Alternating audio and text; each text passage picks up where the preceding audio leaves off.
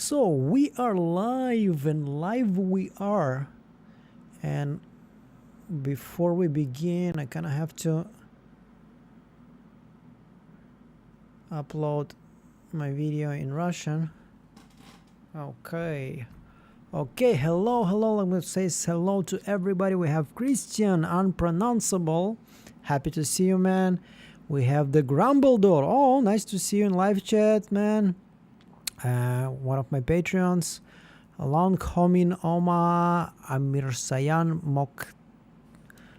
Moktadian. Okay, nice to see you. Hi ho. Oh snap, I made it to live stream. Hello everybody. As I told you, I just need to publish my Russian video. My video in Russian, in Mother Russian. Let's upload it.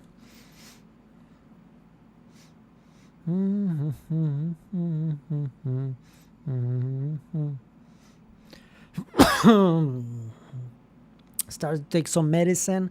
Hopefully it's gonna make my cough better. Yeah, hello. Have you got any takes on the Robot Goats interview? What interview? What did I miss? What Robot Goats? Maybe this is something we can watch today. First time in the live stream. Nice to see you here, Emerose.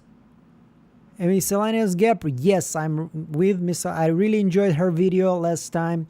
I'm not gonna watch Reel today because he just released his video and I don't want you guys to see his video through my live stream. I want you to go to his channel and actually check his video. So in case you haven't seen Reel, sorry.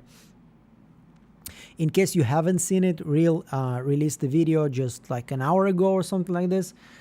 So you can go ahead and check it out. Okay.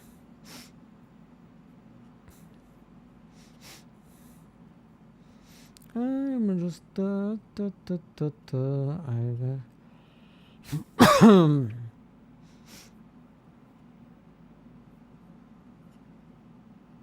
and I'm just a Russian girl. I have vodka in my blood.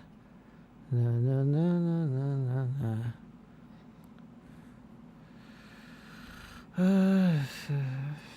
Fuck. None. Thank you.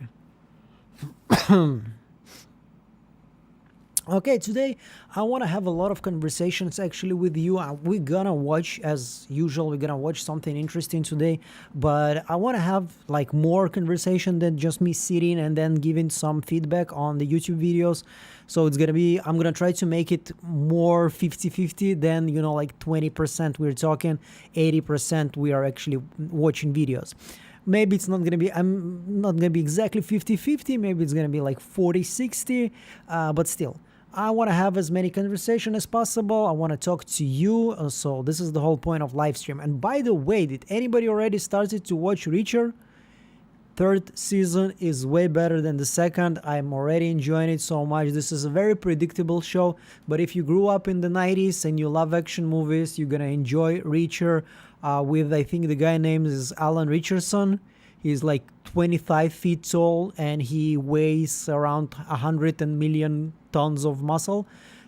So yeah, very intimidating guy, very enjoyable action movie, TV show actually, you know, like I'm advising, like if you love action movies, if you grew up in the 90s or the 80s, you're gonna enjoy Reacher season 3 way better than the second already. Only 3 episodes in, but still very good. I need the shot of Palinka. Yes, maybe it will help. But usually alcohol actually doesn't work good for, if I'm coughing, not really helping too much. And by the way, I'm definitely not a drinker. I think I drank a bottle of beer in my last 6 or 5 months. This is the only alcohol I was consuming. So not a big drinker. Yes, yes, yes, yes, yes. Let's put the name, the title.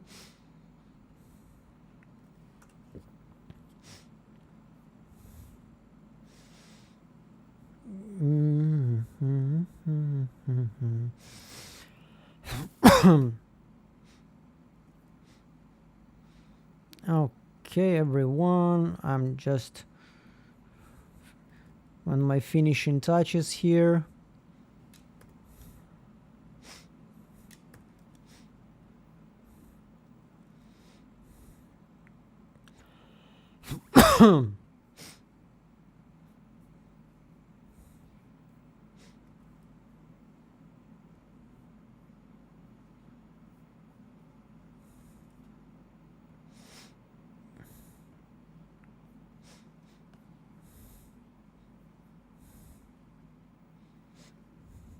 Okay, everybody. Today we're gonna watch some interesting videos. We're gonna talk about this episode 6, which in my opinion was a very good episode. Like, it's not something, nothing blew up. There was no like super exciting moments, but still everything that happened made me a lot to think about. I was finding a lot of interesting details, and I'm a bit hyped, finally my video on Severance is actually getting some views, and it's like more than 20,000. I was like, hitting this glass ceiling of 25k, which is obviously not bad. I'm not complaining. Okay, 25k is not bad at all.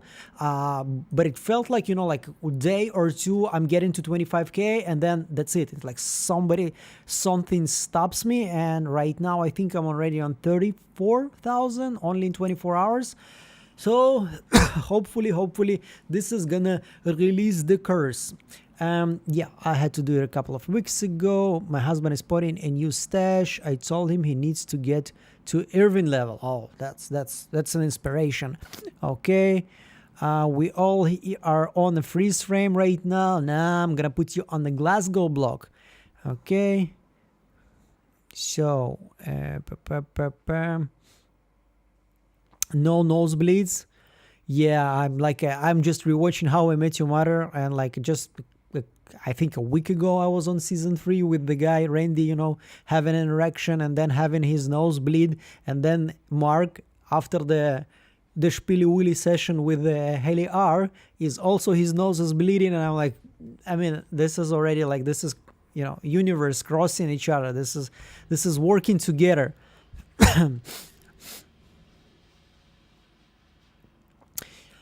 Well, next time bring some bread for everybody, Tina. I'm kidding, of course. I'm so happy that you're on the live stream. So yeah, while the video is uploading and like blah blah blah, let's watch the video of Miscellaneous Gab. And last time I really enjoyed her video. She cuts some moments and I think like most of reviewers are like 80% are basically the same, and 20% they're different a little bit. The Spilly Willy session, come on, you don't know the Spilly Willy? No, you have to learn about the Spilly Willy session. This is exactly what Mark was doing to Heliar. This is what Mark was doing to Helena. This is what Mark was doing to Gemma. Mark is very good at Spilly Willy apparently. And I really enjoyed her humor, unfiltered, which I appreciate. And let's watch this video. Hello everybody, and happy Waffle Party Friday. It's Miscellaneous Gab, and we're here to talk about episode 6 of Severance. And boy, do we have a lot to talk about. The latest in my time dilation theory, Bert's treacherous past, pregnancy rumors, Mark's reintegration, and so much more. But before we get started... Okay, already, you remember like she already, we were talking about her putting video in not such a good quality because she was probably zooming in too much in the video, and now she just put it already as like it's supposed to be, and it already looks way better. Can you play with subtitles on? Sure, why not?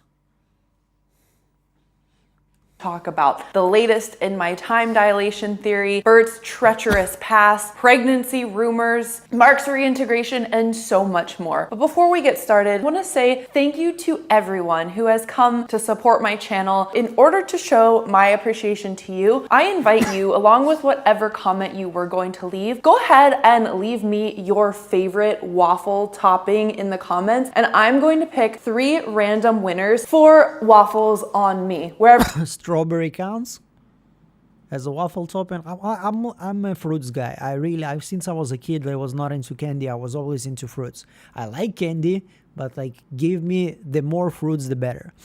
So I think let's strawberries.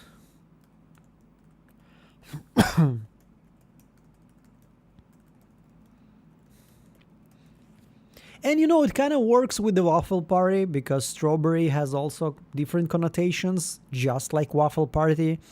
So yeah, strawberry and whipped cream. Let's hope. whatever you choose. Now I'll go first. I don't eat waffles a lot because I don't really like sweets. I prefer Blueberry something salty. sauce, So that sounds my good. favorite waffle Blueberry is topping also is very actually spicy fried chicken, which unfortunately I couldn't get today. So we're going with just a lot of butter and maple syrup on top, and of course a glass of milk on the side.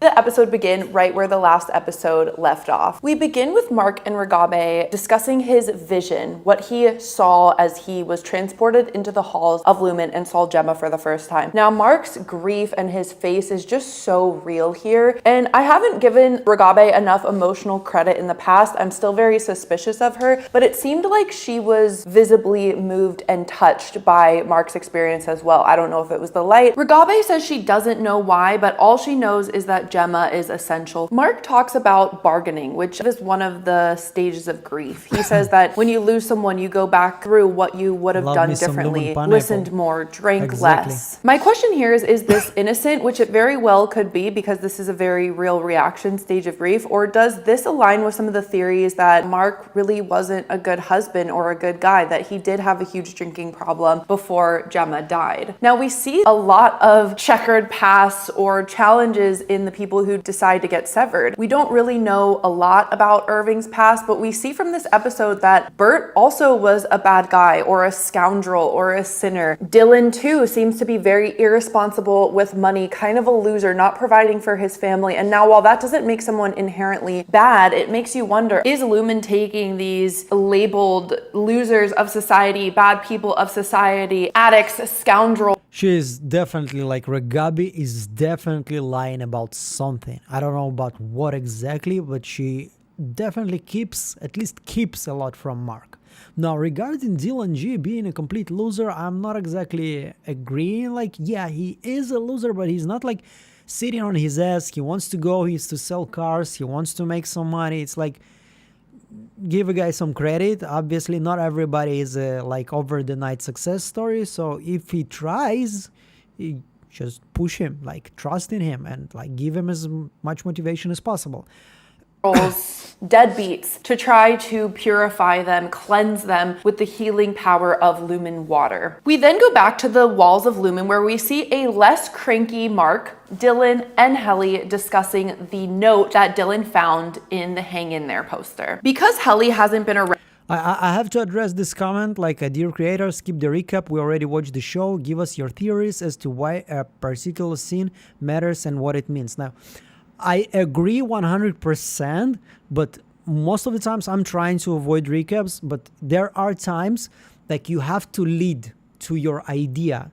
It kind of works different. Like it feels like if you're just starting from your idea about the scene, it feels like you're starting from the middle, and it doesn't work. So you have to say like, you remember this moment when, you know, like Dylan was talking to this dude, and this is why I think it's very important for you to notice that moment. So you cannot avoid recap, at least in my experience, completely. You have to sometimes put some scenes at least in order to give some context. It's like why we put visual scenes and screenshots from the episode.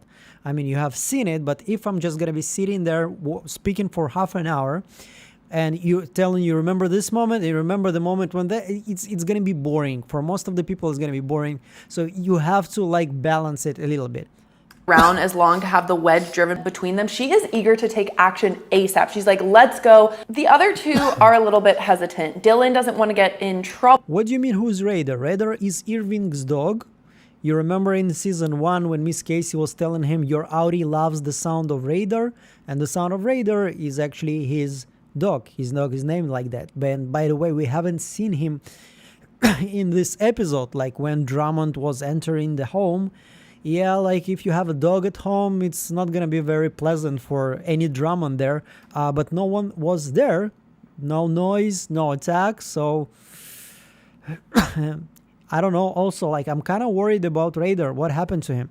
Mark, meanwhile, is more focused on being hungry and unsure because he is still a little bit betrayed and off-put by what happened at the Ortbo. Helly asked, did everybody get their balls severed this morning in the elevator? Which it's just really great to have Helly back. Helena tries to be humorous, but she just doesn't work for her. As Mark is searching in the fridge, now we get more food imagery in this episode than in any other episode of Severance before. Mark looks in the fridge to see these cartons and sack lunches for the Lumen employees, and then I wouldn't call it review. I wouldn't presume that I have any credibility or any authority to somehow judge somebody else. I'm just as I told you many times, I'm giving unsolicited advice. Like nobody asked for my advice, but I'm still giving it. Whether they want to take it or not, it's their choice, obviously. And I'm looking for something that maybe I missed. Okay, and maybe I want to also laugh a little bit because this girl is funny. He starts to see flashes into his own fridge. We know it's his own fridge because one, it doesn't look like there's much food in there. There's definitely alcohol in there, and then the weird egg drop soup wellness shots that he's been taking for his reintegration. We didn't get much Milchick in this episode, but what we did see was very integral to his character arc. He confronts Miss Wong to let her know that he is still in charge, and he uses a lot of big words here, I think on purpose, to be like, I am the boss. I am in charge of you passing this fellowship. It is up to me to say whether or not you are wintertime material. There's no way in hell Drummond would kill the dog. Like, absolutely no. You don't film it like that. Like, if episode 7 is gonna begin with Irving coming back home and seeing a dead dog, it's like cinematography wise, it's nobody does that.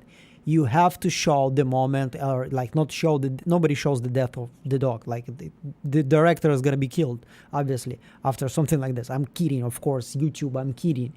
But you like make a sound and like you give the audience understanding that something happened to the dog, and then the owner of the dog finds the dog, and there's the whole grieving scene. You cannot just throw it in the face of the viewer. It's gonna be absolutely catastrophic for the TV show. So no way that Raider is killed.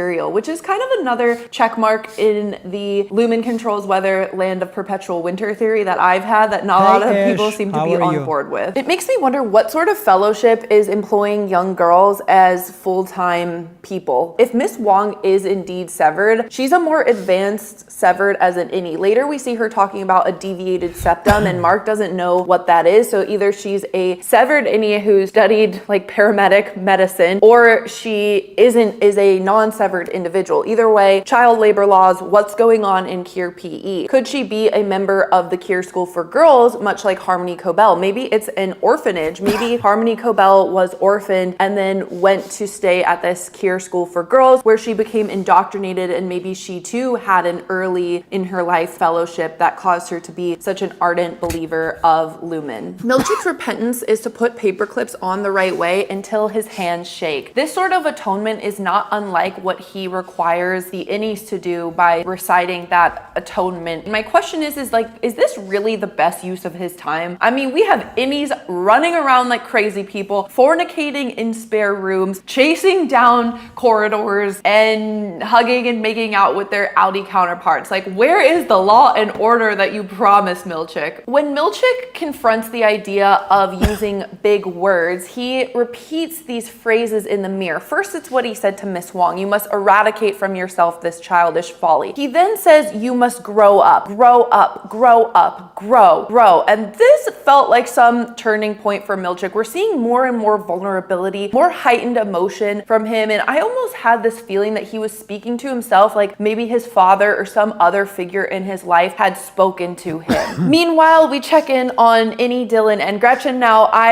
had a live with pre-show predictions, and while there was a lot I did not see coming, I did see Dylan and Gretchen meeting up once again. She mentions his phases and hobbies, clearly expensive things that he invests in, probably to find his purpose. It seems like scuba diving, woodworking, beer making in the garage are all kind of things that you'd have to purchase, either classes or supplies or something. And it seems like Audi Dylan doesn't really stick with these things, which probably costs the family a lot of money. She wonders if he's unhappy on the outside. Innie Dylan is just full of joy, cheesing. He's so happy. He's like, no, I'm sure I'm happy. All I want to do is stare at your pretty face and hear about.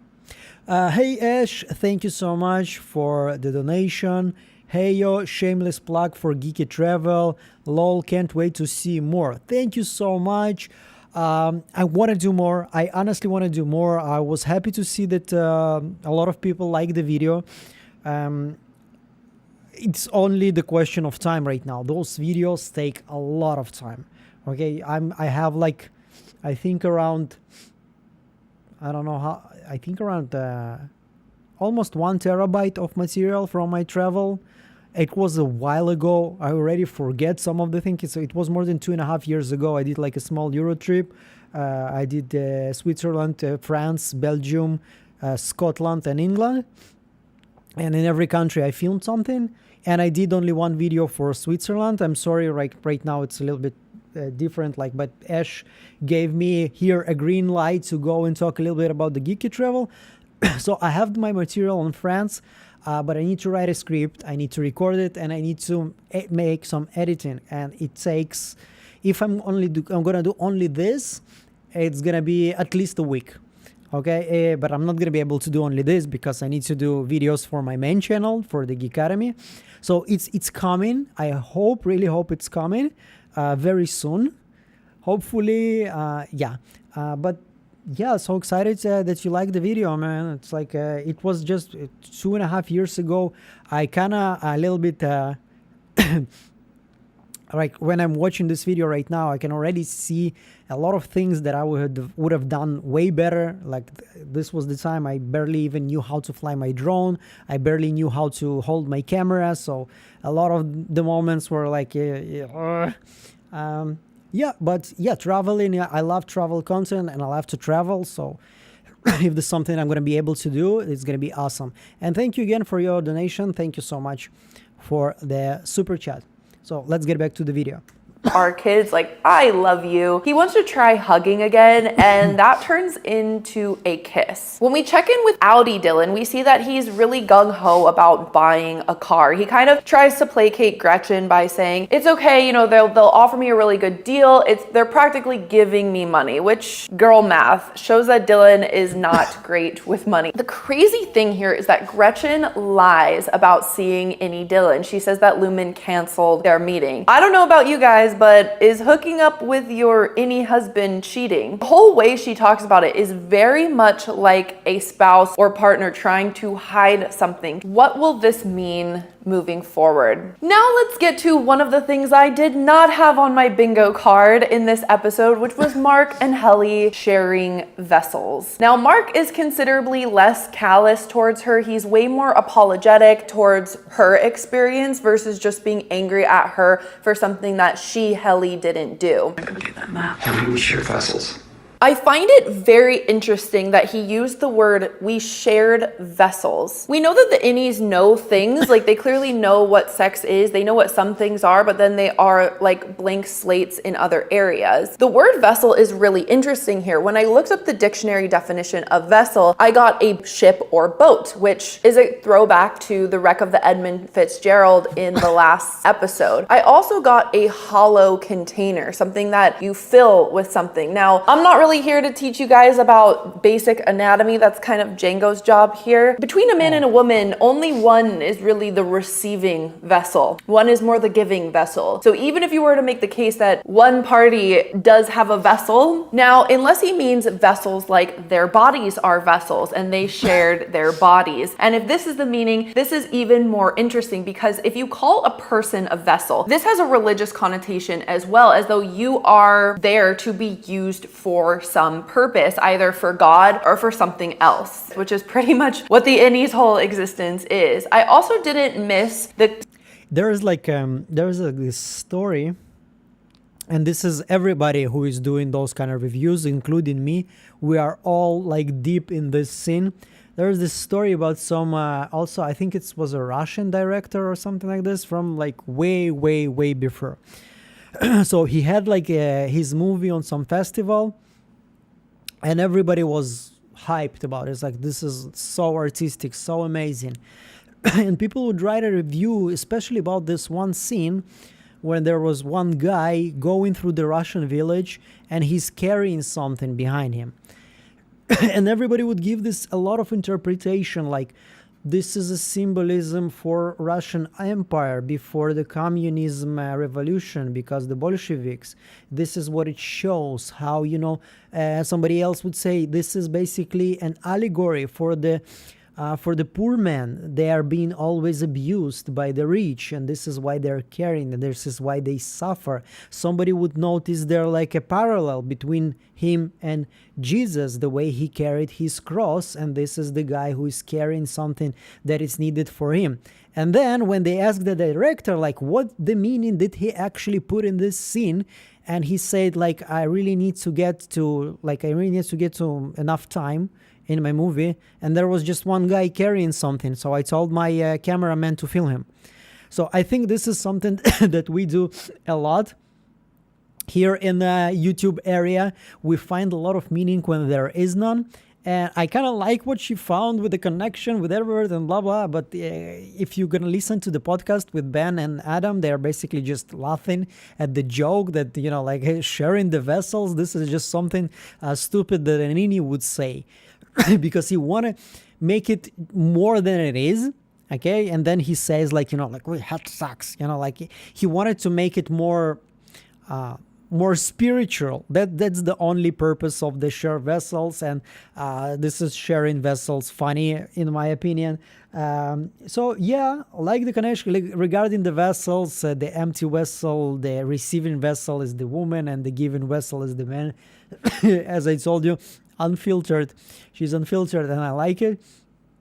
But yeah, I don't think that was the point. I think like it just the dry humor.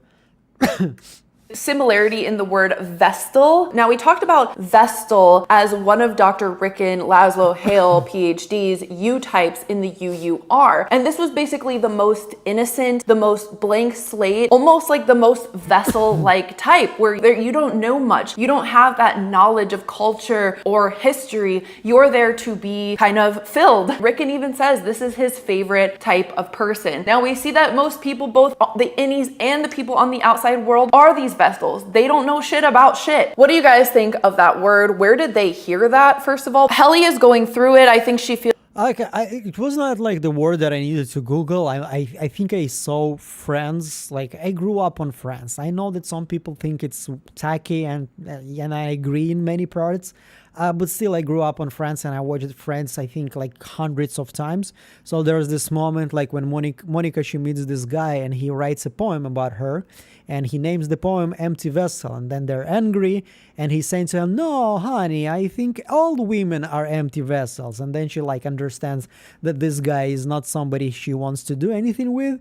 So yeah, I knew already about vessels since I was 16, 15. 14, I don't remember when I started to watch Friends, but it was way back. feels confused, betrayed, violated. Then she does what good old Helly always does, which is she takes action. She makes the first move and she basically says to Mark, I don't want to hear about her experience. I want one of my own. Let's go. And both their walk in and then their walk of shame out was hilarious to me. Creators of the show have said that season 1 was kind of like childhood and season 2 is like adolescence. And you really see last episode was like the angst of the adolescent, Mark's angst, Dylan's angst, Helly's confusion, her protest. This episode is really Like, I agree on Dylan part, like, especially when he said, like, can we just hug a little bit? And I remember myself when I was like 16 or 17, we would go out with a girl or something, then we would kiss. And, you know, like the hormones are insane. And the only thing that goes in through my mind is, can we kiss again? Can we kiss again? Like, when are we gonna kiss again? Let's kiss again, please. Like, yeah, I can see this part of adolescence here.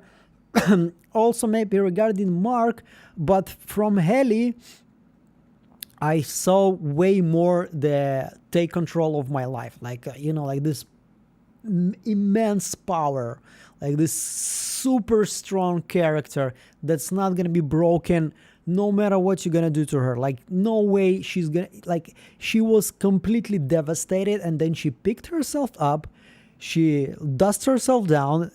I'm not sure if I said it correctly, but you know what I mean. And then she went to Mark and she told him, like, this is not your fault, you thought it was me, let's go ahead and do it. And like, it was powerful. I mean, like, for some reason I'm comparing it to like powerful speeches in movies like Lord of the Rings when Theoden is screaming death, death, death, which is obviously not on the same level, but it was motivating. Like, when I'm looking at somebody taking so strong control of their life, this is inspiring. This is a characteristic that I want to have in me. I hope I have it, at least some part of it. Like, when I'm like, it doesn't really matter what the world is gonna throw at you. Like, yeah, I'm still, the things I'm gonna be able to control, I'm gonna control them, and I'm gonna look forward for the best things that's gonna happen in my life. And I like, this was the best moment for me in this episode. And even though, as I told you, in this episode there was not super blow-minding moments, mind-blowing, blow-minding. Blow-minding, yeah, that's another, yeah, blow-minding. You guys not gonna forget that one, right? Yeah, so I'm waiting comments on my next video. This video was blow-minding. So no mind-blowing moments, but still it was so good. really that adolescent horniness, those urges, those attractions. Shag Me Once. By the way, Mark was pretty smooth there with Heliar, then, you know, like taking her closer to the wall. I mean, that was pretty smooth. I mean, for a person who basically never did this, apparently, like because of his innie, that was smooth, and Heliar really liked it. Shame on you. Shag me twice. There's a baby. And is this like Chekhov's baby? Can we really have 2 sessions of unprotected sex with no baby involved? Now, it always seems like it took us 2 years to get pregnant, me and my soulmate. So yeah, you can have way more than 2 times, unfortunately. But yeah, I told you many times, like, I hope it's not gonna be a baby, but if it's gonna be a baby, I still like trust in the writers that they're gonna do a good job with it.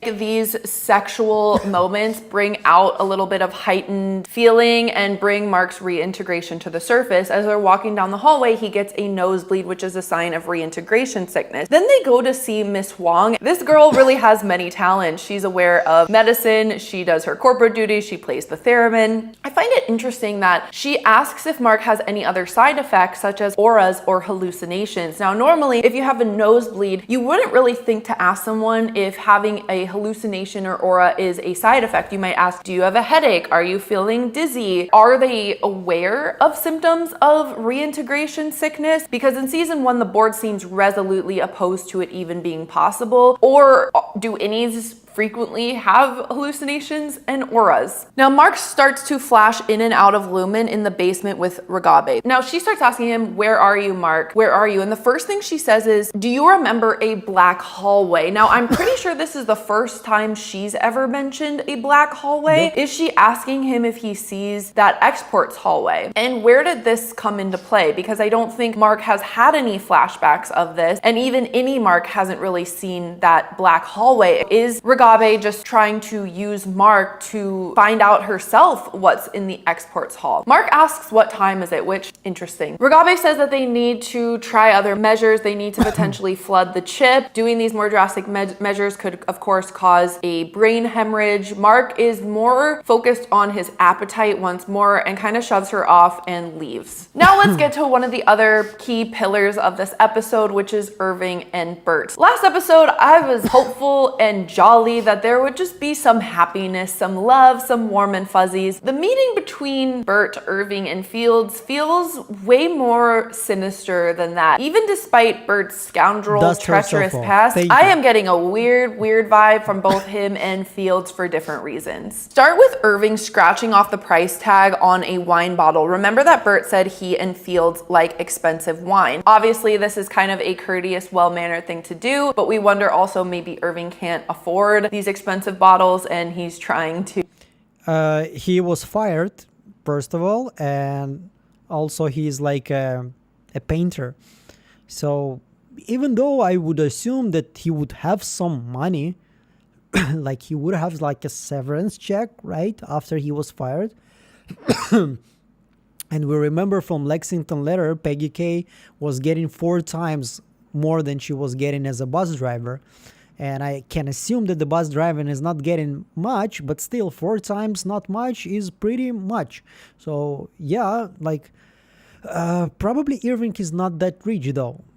Let it not show that he bought the $2 chuck from Trader Joe's. Their house is very odd. There's some weird art, almost looking like a clown doctor, as well as about 1 billion pepper shakers. Now, I don't know if they just really need a lot of pepper or cumin for their ham. Field and Bert call each other Attila. Like regarding the pepper shakers, oh my god, this is something you have to say with the Russian accent. You have to say pepper shakers. It feels like it was just a rented house. They rented it and they didn't change the interior too much. Maybe they put the painting there, like I've talked about the painting in my video, it's a very expensive one. Or maybe the painting was there already. Like the fake one, obviously, the real one is still up for grabs. If anybody have 11 grand, you go ahead and buy one. I'm gonna think less of you for that, you know, if you're gonna spend $11,000 on a painting. No, I'm just kidding. Do whatever you want with your life.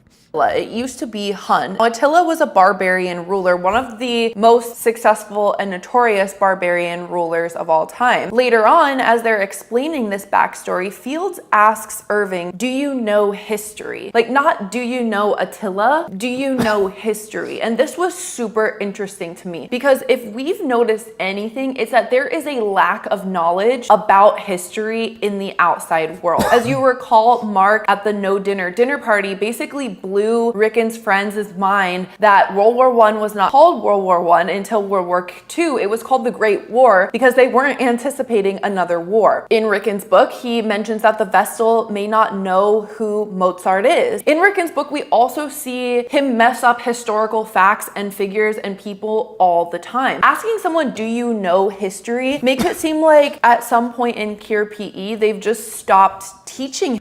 Real is here. Oh my god, man, so happy to see you. And you gifted 5 Geek Academy memberships. Thank you so much. Thank you for your support. Happy to see you here, everybody. If I didn't tell you, you go ahead and check Real's video. I haven't seen it yet, but I'm pretty sure it's a blast. And I think Real is having a live stream also today.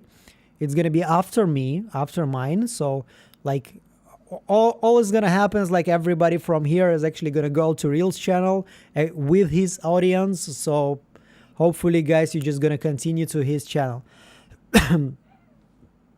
history, and maybe people of either a certain age or a certain interest actually go to learn that history. All of the historical examples used, World War I, Attila the Hun, Mozart, everybody watching this knows who they are. You might not know the particulars, you might not know the exact years, you might have dozed in and out of history class, but I'm pretty sure you could tell me Attila the Hun was a fierce ruler in a general area at a general time period. You could tell me a bit about World War I. You could probably tell me that Mozart was a musician. You have a very high expectation of people. I unfortunately met some stupid people that didn't know a lot of things.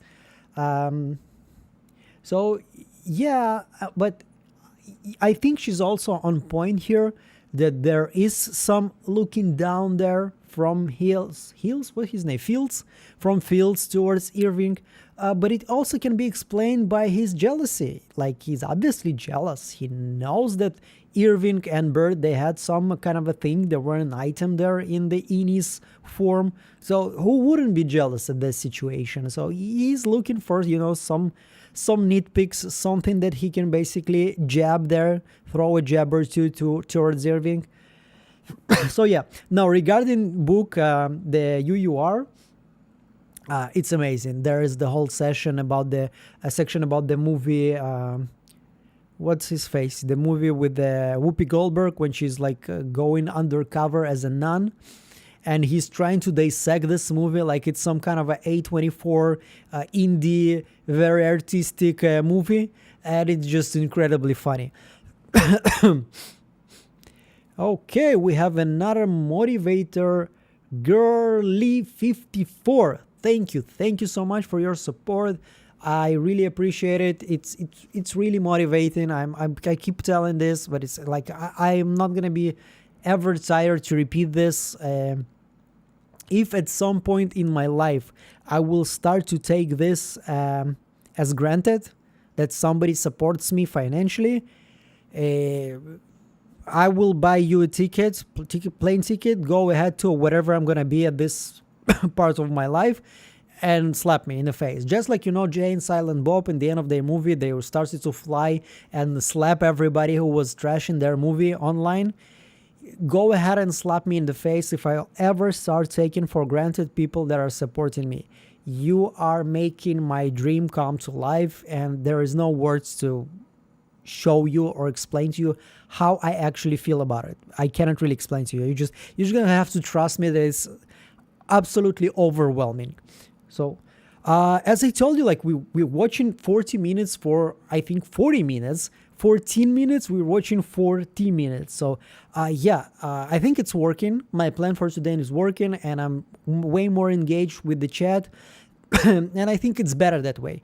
Eventually, for you to decide if you want me to just, watch more videos and less talk to you, you go ahead and write in the comments. But I think it's better that way. That way we are actually conversing. I think this is really this theory that there might be previous innies on the outside who don't know shit about shit. Fields also calls Bert a Philistine, which is kind of a derogatory term of someone who lacks culture and sophistication in art, which seems quite the opposite to innie Bert, who seemed to have a penchant for nice art, discussion, thoughtful language, etc. Irving asks why Bert became severed, and he says it was due to religion. In his younger days, Bert had been a scoundrel, and Fields even says that's putting it mildly. They went to a Lutheran service where the pastor, almost like he heard their conversation, talked about how the innies had souls and they would be judged as individual people. Fields had the bright idea that maybe severing your brain. There is a thought I want you to have, like when I was the last job that I was working, I was head of marketing for a book publishing company. I think I told this story already. And many times we heard from our clients, people that came to publish the book, like it was an independent publishing book agency. So basically the author comes, he pays the money, all of the rights, all of the income is his. There is no sharing, no nothing. So there is like a deal like that. You can basically go to like traditional publishing agency. They're taking all the expenses on themselves, and you get like, I think like 10 cents or $1 or something like this, maybe even worse. But you don't pay anything. You just have to be picked. Anyway, I remember a lot of people would like tell us, it feels like I saw your ad on Facebook or on Google just at the right time, at the right place. Like I was just thinking about publishing my book, and then I saw your ad. And every time I heard this, I was like in my head, like you don't know how many finances and how many effort we are spending in order for you to have this feeling, that it will feel that organically and like natural, that it, like this is the fate for you, that this is exactly what the universe wants from you to do right now. So it has this feeling in Severance, like you notice, like sorry, they are talking about, like, it's almost like the pastor heard about our conflict. Also in Lexington letter, like it's almost like they knew that I was just got fired, and they just opened the new Severance office there in my town. Like there is this theme of that kind of repeats itself, like Lumen being in the right place in the right time for certain people that need the severance process. And I'm not going to be surprised if this is going to be also the case, that they're actually, if not fabricating, then at least monitoring people that have, the potential to become severed, and they are waiting for this moment to swoop in and to take them to their floor.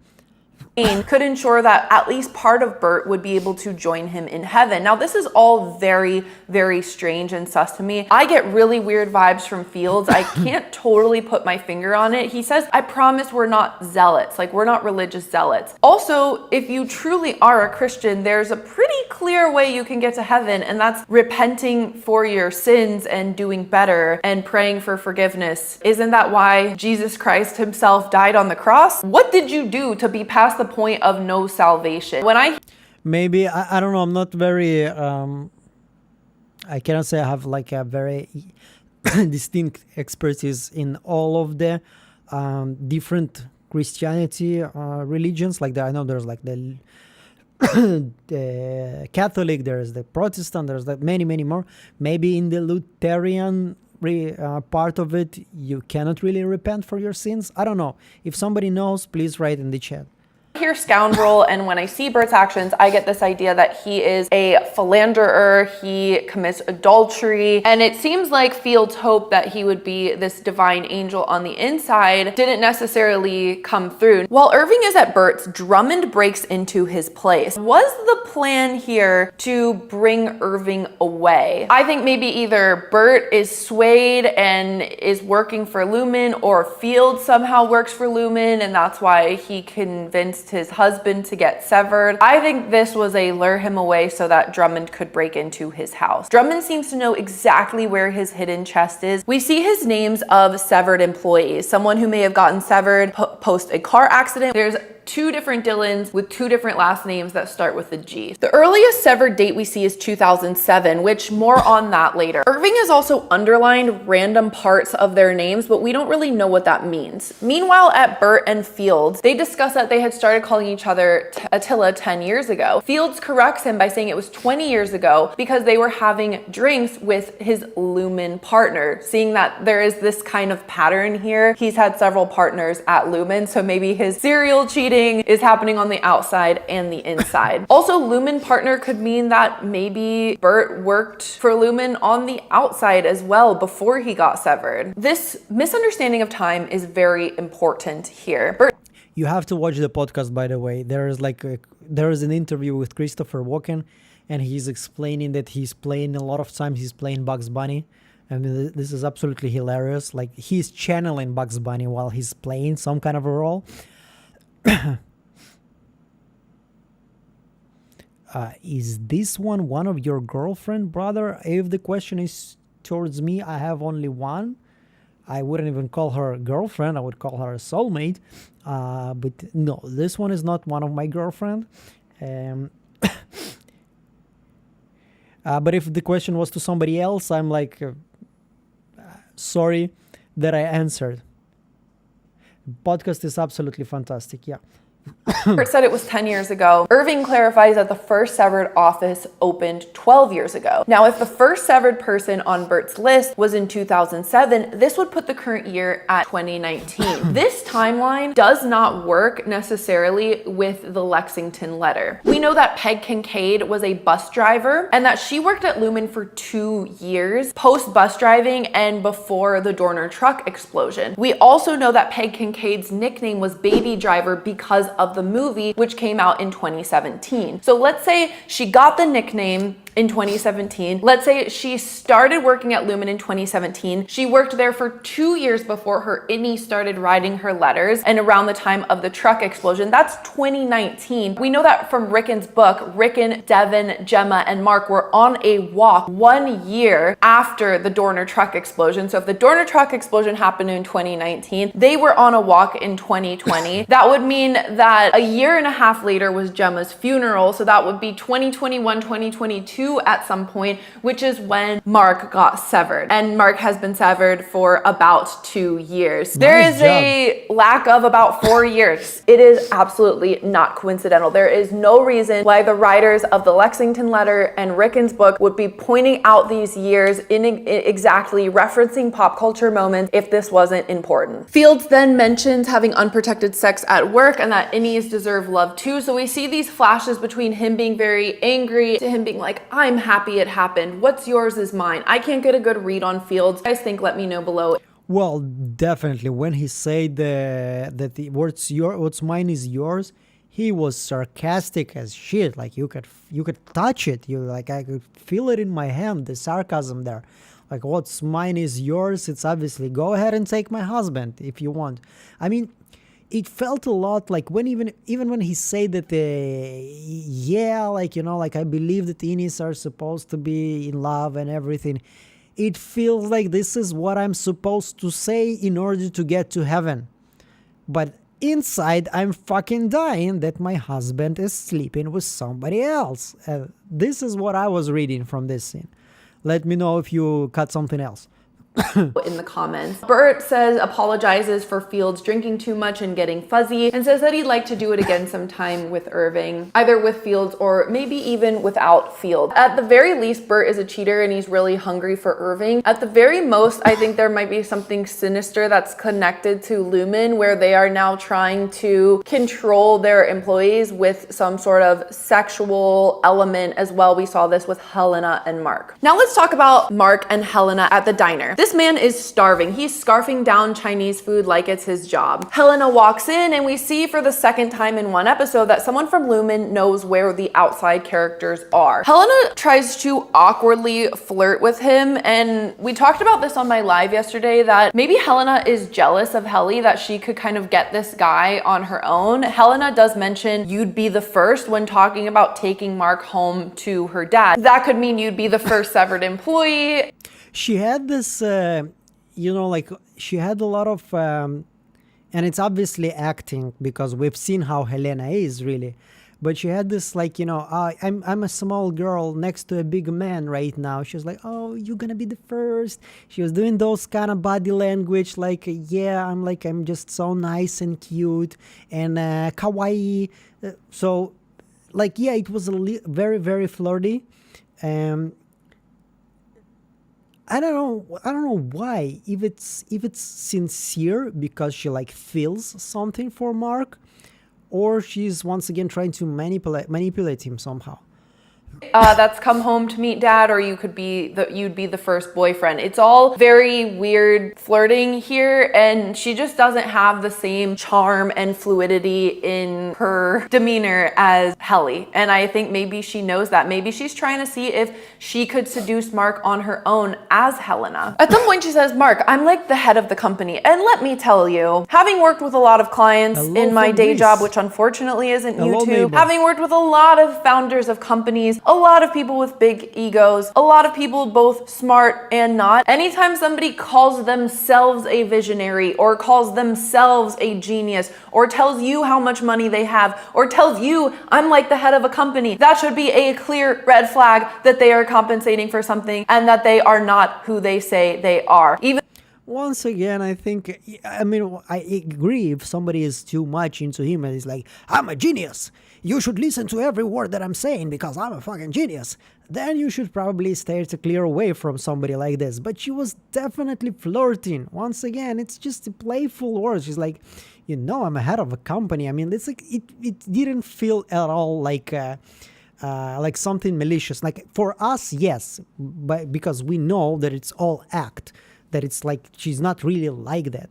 But in the moment, it's basically a girl is flirting with you and she's like showing off a little bit, pretending like she's not gonna show off a bit. Like somebody, let's say, I don't know, somebody who's playing basketball and he's like, I mean, come on, I only score all the frees all the time. Like, something like this, not a very big into basketball, but I think you understand my explanation here. Like, this is what I'm saying. It's like, yeah, yeah, I'm just the head of the company. Come on, man. Like, show it. She's trying to show off and staying a little bit modest in this situation.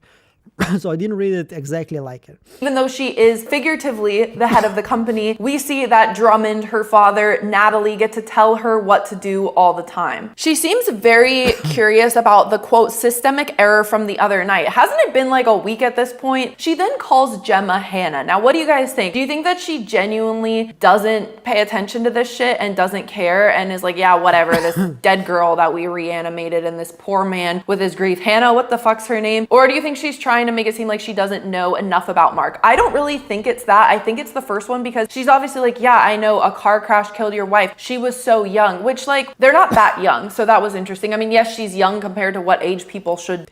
Once again, just if this is the case, this is completely ridiculous because first of all, in the podcast, both Adam and Ben said that they really didn't know what exactly the actress put in this scene, but they all took it like to the point that she was just fucking with him. And if she was, and if there's, like the technique, the pickup technique, whatever, like once again, since we started to talk about France, there was this moment like when Joey was giving Ross advice that soon he's gonna be like, what's your boyfriend name? Ron? Ha ha ha ha ha. And yeah, she's gonna be like, oh, I'm upset. And then Ross tried to do this, like also he wanted to bring down the boyfriend or the guy who was interested in Rachel or something like this. And it was so embarrassing. And if she wanted like at this moment to somehow do the same, like, yeah, your wife, the one you love, what's her name? Hannah? If this was her intention, I mean, this girl really needs some help. Die. The messing up of her name wasn't deliberate. It truly was accidental because she doesn't know shit about shit. As Mark gets up, he stares at Helena and the sound changes, the viewpoint changes, and I think he has some sort of flashback or memory and we just don't see what it is. He then goes into Ragabe, tells her he's sorry for being a dick and wants to continue with the process. I don't think I have to tell you what happens next. Using the hole in his head where they put the severance chip, she opens it back up to shoot some weird liquid in to quote, flood the chip. I don't think she's done this before. I do not think she got here with PD. She looks hella nervous. She looks very unsure, not only because that needle is long. Now, right away, Mark starts to see all these things come together. We get this very strange quick flash of Gemma, who's not in a Miss Casey outfit. She's also wearing purple, which is a color of the red of the outside world and the blue of the inside world coming together. And then I love how he kind of goes back and goes, what the fuck? She's like, you're not supposed to move like that. Then Devin knocks on the door and Mark says he has to answer it. Ragabe wants him to keep still. He goes and runs up to answer her. She even mentions that rich lady from baby camp that she kind of had a crush on, that senator's wife who potentially got severed just for her pregnancy. So I think this is a hint that Devin will maybe start her own investigation, doing what she can, maybe going after her. Yes, please, because Devon is freaking awesome. She's one of the best characters and she's criminally underrated, like time-wise, screen time-wise that she's getting. So please, more Devon. Yes, let's make an episode, 50% Cobell, 50% Devon. I'm okay with that, actually. Just one, though, just one. to try to find non-worker severed people just to see how pervasive this issue is. Mark says, what is that smell? And I looked up phantom smells and it seems like they can accompany not only strokes, but frontal lobe damage and head trauma. So this is a bit concerning for what's going on in Mark's head. And they do a great job of making our boy look very, very unwell. We end here with Mark falling on the ground, seizing and having some sort of foam coming out of his mouth. Ragabe runs up the stairs and Devin yells, who the fuck are you? We have to hope that because Mark is the main character of the show that he'll be okay, but I think he is walking a fine line between... He has something amazing that nobody else has. He has a plot armor. The point of no return. I'm wondering if Mark is going to get the answers but be so damaged at some point that there is just no going back. There's no happy ending. At the beginning, Ragabe said, you know, you guys can be together again on the outside. And part of me is like, bitch, do you even think that's true? Is that even a possibility? No, I don't think she thinks that's true. I think she's just saying that in order to motivate Mark. At this point. So that's all I have for you today. What did you think of the episode? I loved it. Of course, I was on the edge of my seat. One person we did not see at all was our girl Kobelvig. I think there's some hint that we might get a flashback episode next episode, which with much more of We haven't seen her already for 3 episodes. 4, 5, and 6. her life. We need our Kobelvig back. This week I did a live pregame, my first live, where we discussed theories and predictions. I'm thinking about doing that again next week. I'll try to come out with a midweek theory video, so make sure you drop your theories below. I have a few that I want to talk about that are both related and unrelated to this. Anyway, I also have a White Lotus episode coming out this weekend, so make sure you hit that subscribe button, ring that notification bell, like, and don't forget to comment both what you thought about the episode. Who are we watching next? People keep telling me about Haley Refined, and she's actually subscribed to my Telegram, and she even wrote to me that I motivated her to start the channel. I don't want to take credit. It feels like I'm Helena right now. I'm like, I only was the motivation for her to start the channel. Come on, but I want to check her channel for a while already, but all the videos are like 1 hour long. So if we're gonna check it, it's gonna be on a different speed or something like this. How is the channel called? Haley Refined, maybe. Nah.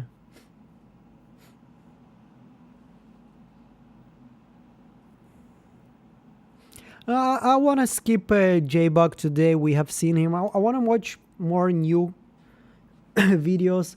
So Haley, if people are advising her, I want to give her a chance. Haley R, I think.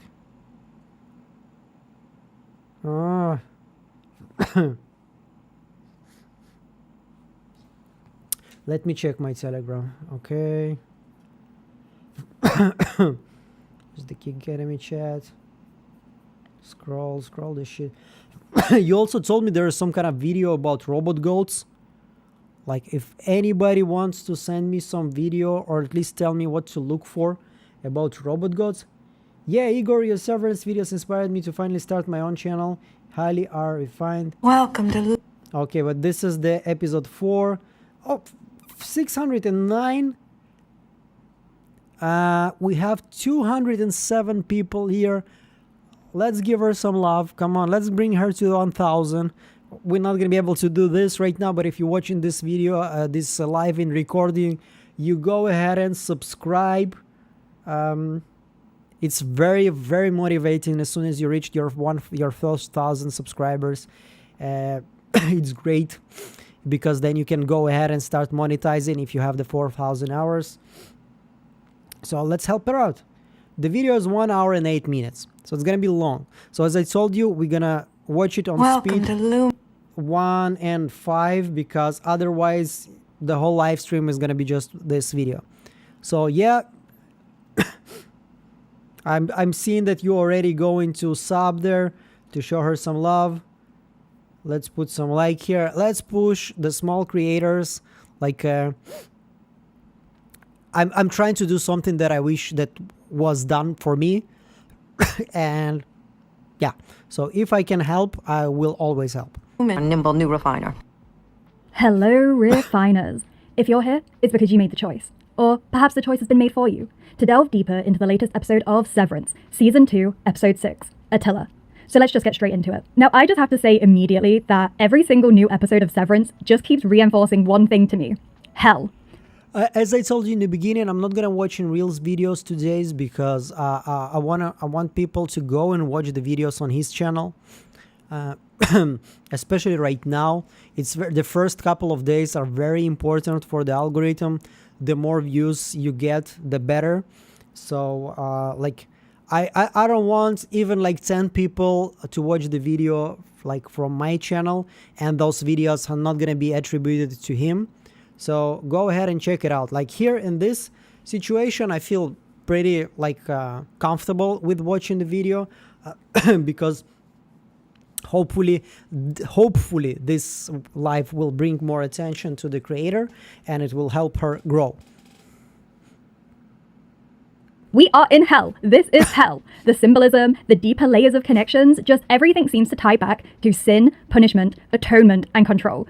It's just everywhere, and the more I see of it, the more I feel like this channel is becoming a full-on hell theory channel. And if that's what my whole thing is, then I guess so be it. Now, I immediately am going to be talking about Burton Fields. And I have to say, the moment I saw Fields and just felt his whole vibe, demeanor, just his whole essence, I had a genuine physical gut reaction to him. I do not trust this man. I trust him actually even less than Bert. Both of them are definitely giving me cautious vibes, like to be wary of them for some reason. But Field especially made me have a physical gut warning reaction. I think we're gonna check Pete Peppers the next, if we're still gonna have time, because like I have seen him in my first live stream and then I kind of skipped on it. So I think we should go ahead and check his video. And they say you have to trust your gut reaction. It is real. It's a real thing. So I'm just sharing with you that my gut says do not trust Fields. I so agree. The first thing we hear from Fields is him saying Attila, which we later in the episode find out is supposed to be the... Well, I knew it's gonna be John Noble. Like I'm reading your comment, Christian, because like I read about it. Somebody wrote to me in the comments, like I think on my review on episode 5, I was thinking that maybe the doctor there is actually Bert's husband, and somebody told me that it's gonna be John Noble, and then I remembered that a while ago I was reading that actually John Noble is gonna be Christopher Walken's husband.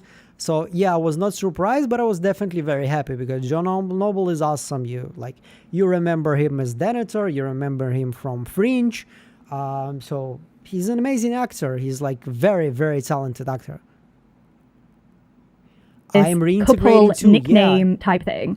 And they obviously explain it started out as Hun, which is an affectionate, loving, warm nickname for your partner. But then it became Attila, a war criminal, destroyer, violent person. Like, I don't think this is just a playful... Okay, let's be honest. Everybody was a war criminal at that period of time. We are talking about ancient Rome here. It's not like they had the rule of law and the Geneva Convention or something like this at this period. Like everybody, including the Romans, including the Huns, including the, what's his face, the guy who conquered basically everything. Temujin, Tamerlan. The fuck, man, this is like basic knowledge. Genghis Khan, yeah. Everybody would go and pillage and rape and kill and torture. It was just like people would look at you like sideways. I mean, so you robbed this village and you didn't kill everybody? What is wrong with you? Did you at least rape the gods? So yeah, different time, different war criminals. shift in names. Fields is giving Bert a sentence. He's placing Bert in the category of someone who... Alexander the Great, like, I also like a bit, I'm a bit skeptical, by the way, like, if I give you, sorry, if I can give you an advice about what to read, you go ahead and read Job Abercrombie. Amazing book. If you like fantasy, if you like grounded fantasy, grimdark, I read all his books twice, and I'm probably going to reread them again. And one of the things, there is no such thing as a clean war. Like, right now we are moving somewhere away from Severance, but it's like, it's funny to me calling Attila the Hun a war criminal. There is doesn't matter, like the goodest guys ever, like, you know, the allies with the Soviets beating the Germans, like, this is the best thing that happened to the world. Like, we beat the Nazis. I mean, nothing can be better than that. If you for a moment think that Soviets and the Allies together never did anything wrong to the civilian population there, and I'm not talking only about the bombings, I'm talking about actually like taking the women and like taking the things that are not belong to them and killing people maybe for sports or for fun, you're kidding yourself. War is always ugly. Always, 150%. Everybody is a freaking war criminal if they're fighting a war. Who is a sinner, like Attila levels sinner. And this name immediately stood out. I would love to do a book club. You probably have no idea, but I have some book videos on my channel. I started this channel with this. It didn't actually get any eyes on them. So yeah, but I would love to talk about books, and especially about fantasy books. As you can see behind me, my whole library is like 90% fantasy books. And I love me some Joe Abercrombie, I love me some Brandon Sanderson, some Wheel of Time by Robert Jordan, obviously Tolkien, a lot of different books. So maybe hopefully one day, but right now I need to focus on something that is interesting not only for me, but also for you. Out to me because in Dante's Inferno, Attila the Hun is in the seventh circle of hell, which is in the river Phlegethon, which is a river of boiling blood. Now, what does this mean? Well, this all connects to the past 2 videos I've made on the last 2 episodes of this season, where in my video for episode 4, I was saying how I think we're following Dante's Inferno throughout hell. And if you want to hear more, you can like go to that video, check it out. There's timestamps so you can skip to the bit where I talk about the whole Dante Inferno stuff. But it's just like season 1, we're in limbo. Season 2, we're following the second circle, which is lust, at least like thematically, storytelling wise. That's what we're exploring. And obviously we see that throughout this entire episode. This entire episode was all just about lust. And then I explored where the show might end up, which is in the 9th circle of hell, which is depicted as a frozen lake. And then in my last video, which was for episode 5, I explored that there also seems to be a layer of us descending through Dante's Inferno by following the 5 rivers of the underworld. And again, that video has timestamps, etc., so you can like go and check out what I had to say on it in more detail. But I was speculating. If by any case you're watching, use the cards. You have this in your YouTube, like, let me show you. Let's say here you have the cards, and then you can plug a video, your video that you're talking about in right now, like you're saying, I have a video that I would love you to go and check out. Put a card here to this video, and it's gonna be easier, way easier. You're gonna see that more people are gonna watch your videos. They can click on the card. It's gonna open a different window. They can watch your video and like keep it until like this video is gonna be over, and then they can go ahead and watch the next one. Because most of the time, most people will say like, yeah, maybe this is something that I should check out, and then when your video is gonna be over in an hour, they're gonna forget about this completely already. So my advice, use the cards. That one of the 5 rivers, which is Phlegethon, is depicted as a fiery blood horror type river. And by the way, I absolutely love the whole Dante theory. It's very interesting. The frozen lake, the blood with the red wine. Somebody's writing here in the comments. I think it's Gal.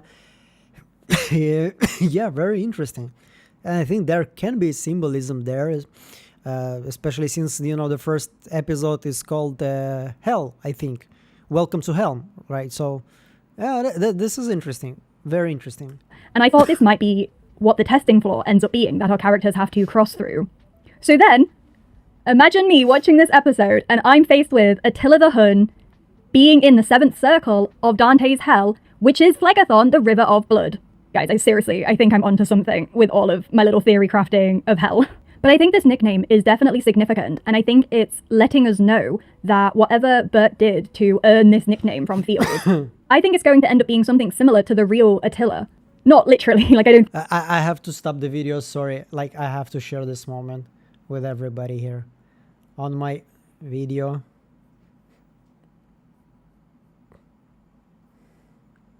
I have a comment. You gotta read this comment. It's already happening. It's already starting to take over my life. And this is obviously somebody who's watching me both on English and in Russian.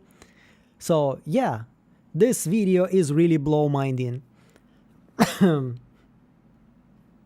think Bert has been like a mass murderer in the same sentence, but I think his sin would also condemn him to the seventh circle of hell. So what is the seventh circle of hell? Well, people who end up there are those who possess a thirst for violence and are condemned to drown in a lake of boiling blood, which, as we said, is the river Phlegethon. And this is for people who committed sins of violence. So whatever Bert has done definitely has to be some sort of level of violence. And I just think it's really interesting that we're also seeing this connection from taking things that existed in Greek mythology and then how parts of that inform Dante's Inferno, and how we're getting this crossover again. Because again, in my previous videos, I explored how one of the 5 rivers of the underworld is Cocytus, and Cocytus is the name of the frozen lake at the bottom of hell in Dante's Inferno.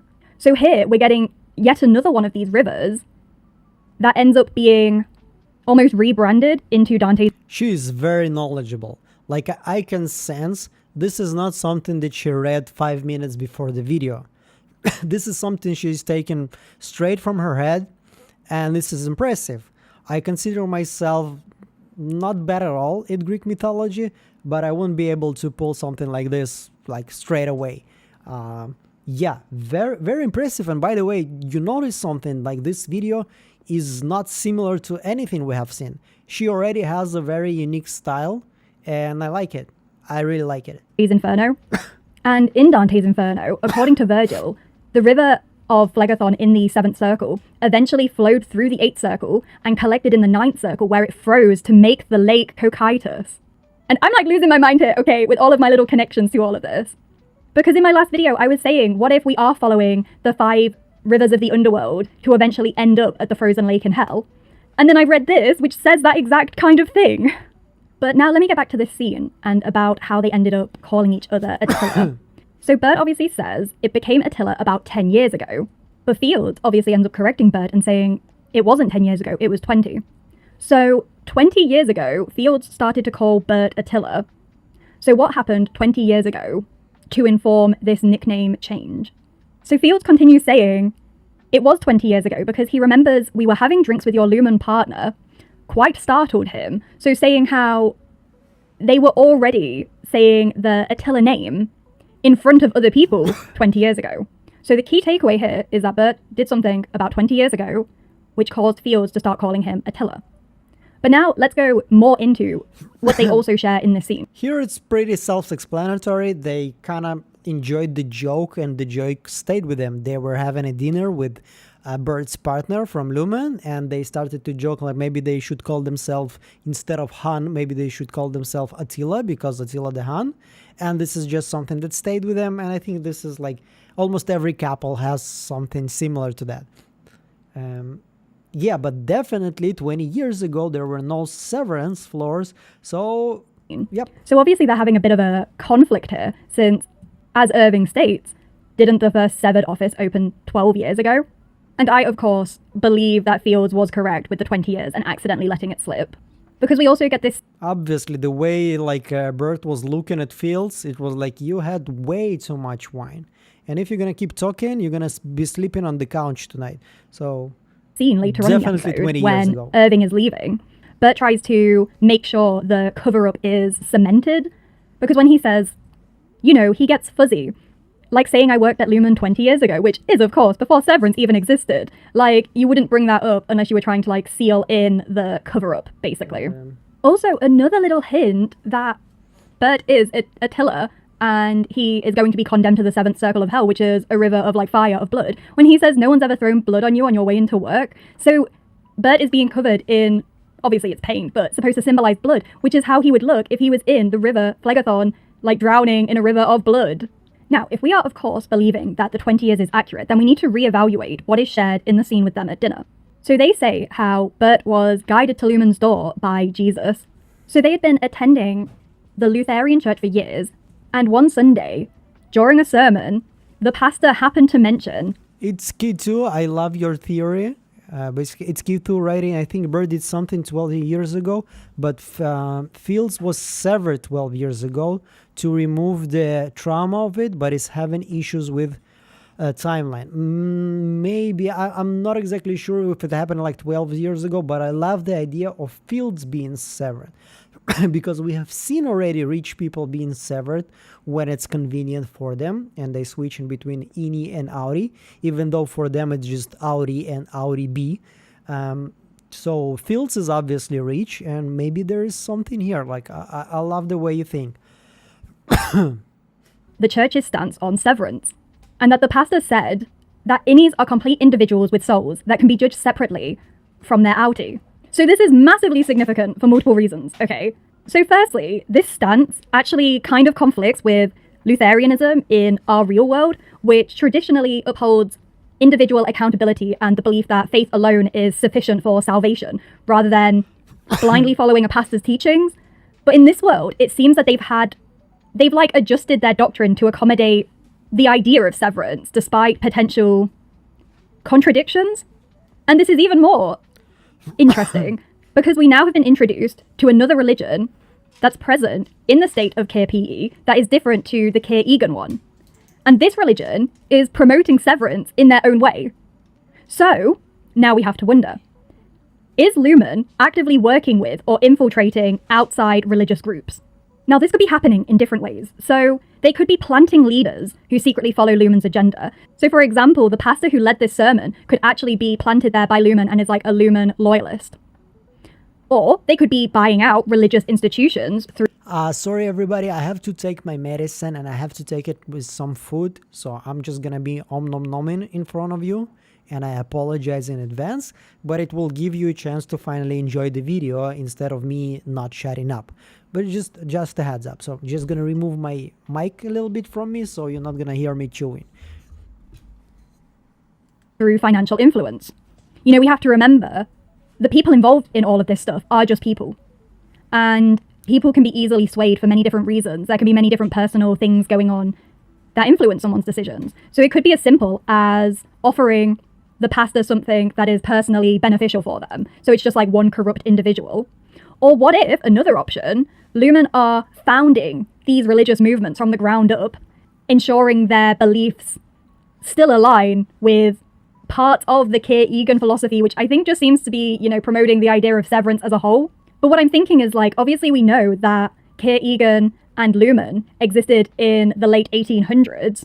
So what if they were already kind of like infiltrating and shaping new subsects of new like subcategories of religions? Because you know how like in real life, like let's take Catholicism for example, there's so many different branches of it. What if that's what we're seeing? Like we have the main Cair Egan religion that's present, but what if they've also amended it and have created multiple other branches that have in one way or another already infiltrated and are secretly in control of all of these other religions that are present in this world?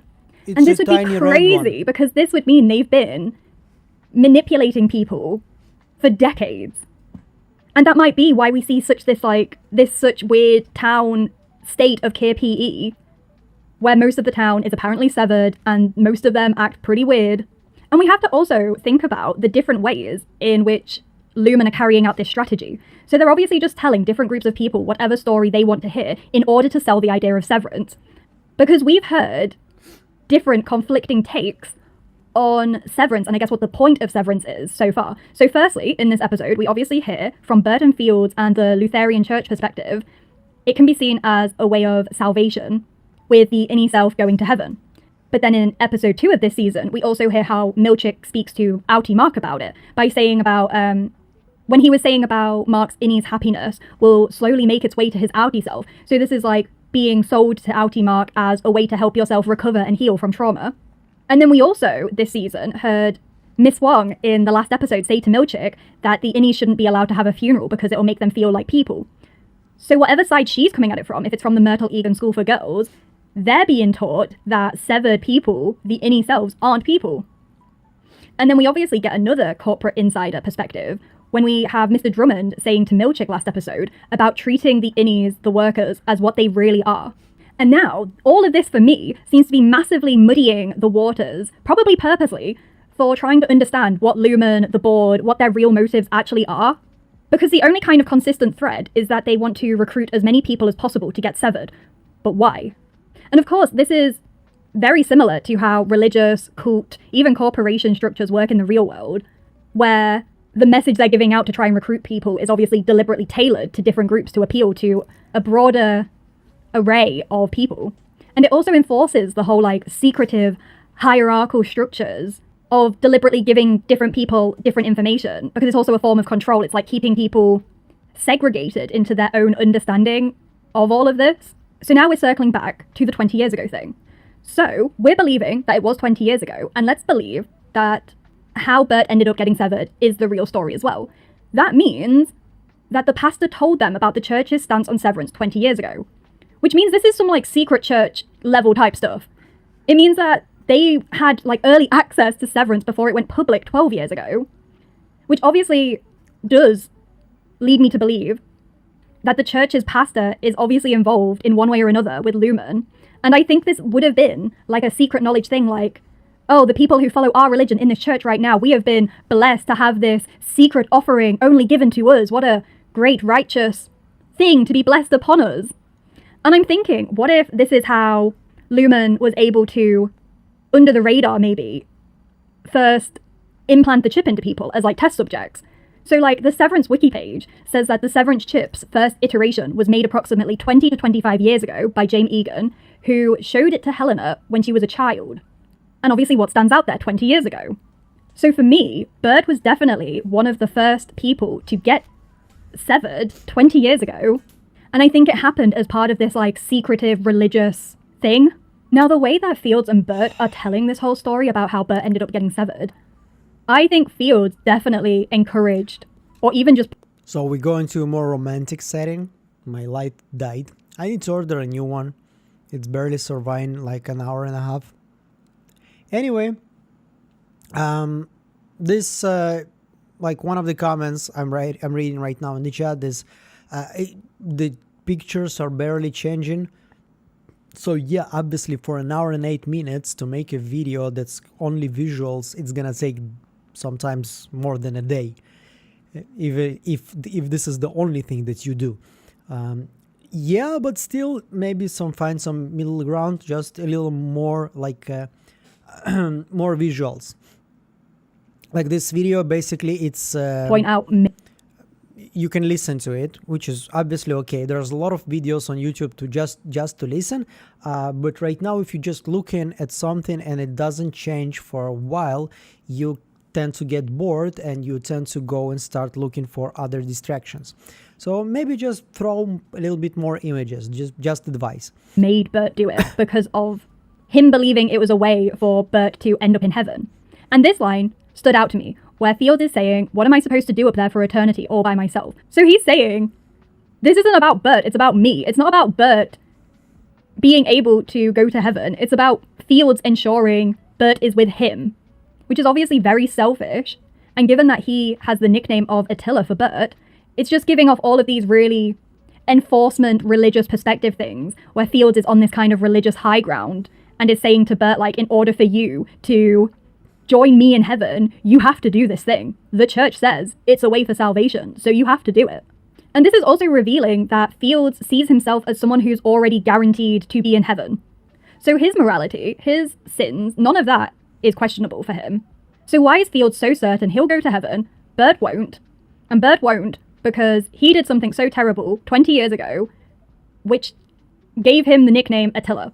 And with the Attila stuff as well, and what I said earlier in this video about it connecting to Dante's Inferno and Attila being condemned to the 7th circle of hell, the way Fields is approaching this whole thing, it feels like he might also be wanting Bert to atone for his sins in a similar way. Because why are you still calling him Attila after 20 years? I get that it could just be, it's like a couple's inside joke kind of thing, but I feel there's definitely a level of underlying emotional resentment still. And he's like purposely calling him Attila in a way to remind him of whatever terrible things he did before to earn that name. Now, if my interpretation about Field's part in encouraging Bert to get severed because of what their pastor said as a way for him to have some sort of salvation in heaven, it made me think of it seemingly like a Faustian bargain thing. So let me just explore that idea with you for a minute. Now, a Faustian bargain is also known as like making a deal with the devil, and it can be seen as like the ultimate trap of someone's morality. It's where someone gets offered something seemingly invaluable to them, like power, knowledge, salvation, but the price is that they trade something far greater, like their long-term spiritual well-being. But in the moment itself, the person doesn't know how great of a cost this trade is. So the victim believes they're making maybe a rational choice, only to later discover they've condemned themselves, and it's too late to be able to do anything about it. And the term Faustian bargain comes from the story of a character called Faust, who is a scholar that made a deal with Mephistopheles, who is a demon representing the devil, in order to gain knowledge in exchange for his soul. And of course, we see this play out in a lot of modern storytelling stuff, because again, it's known as selling your soul to the devil. Like Haley Refined, I think I have a good advice for you. Like usually I'm like telling people like you take it or leave it, whatever you want to do with it. But this one, I'm telling you, you should take it. If you still don't do this, start uploading it on Spotify or Apple Podcast and the rest. This is more of a podcast than it's a YouTube video. It's not like criticizing you, God forbid. You're bringing like amazing content. You're bringing a lot of interesting information, but you have already done the work. So right now, the only thing that it's needed is render your video on MP3 format and upload it to Spotify and upload it to Apple Podcast. And I think you're gonna get more attention there also, and it's gonna help you. Like this is not something that I can do. Like a lot of times on my video, I'm like just saying, look at this image, and I'm putting the image on the screen. So if I'm just gonna turn it only to my voice, it's not gonna be very interesting or understandable. But for you, you bring in so much information. This is a very interesting podcast. We're talking here about the Faust. We're talking here about the Dante. So there's a lot of interesting information. So yeah, go ahead and also explore Spotify. I even ask you to do this, please. I think you're gonna be surprised with the results. Real, he decided that I'm gonna buy a Lamborghini today, so he bought 5 subscribers and he's given a super chat for $5 for being such a friend to the community. This live was fun. I will be back for another for sure. Peace, fam, and chat. Okay, so thank you so much. Real, I think like people are telling like if you have a competition in YouTube, I try to look at everybody as not a competition but as colleagues.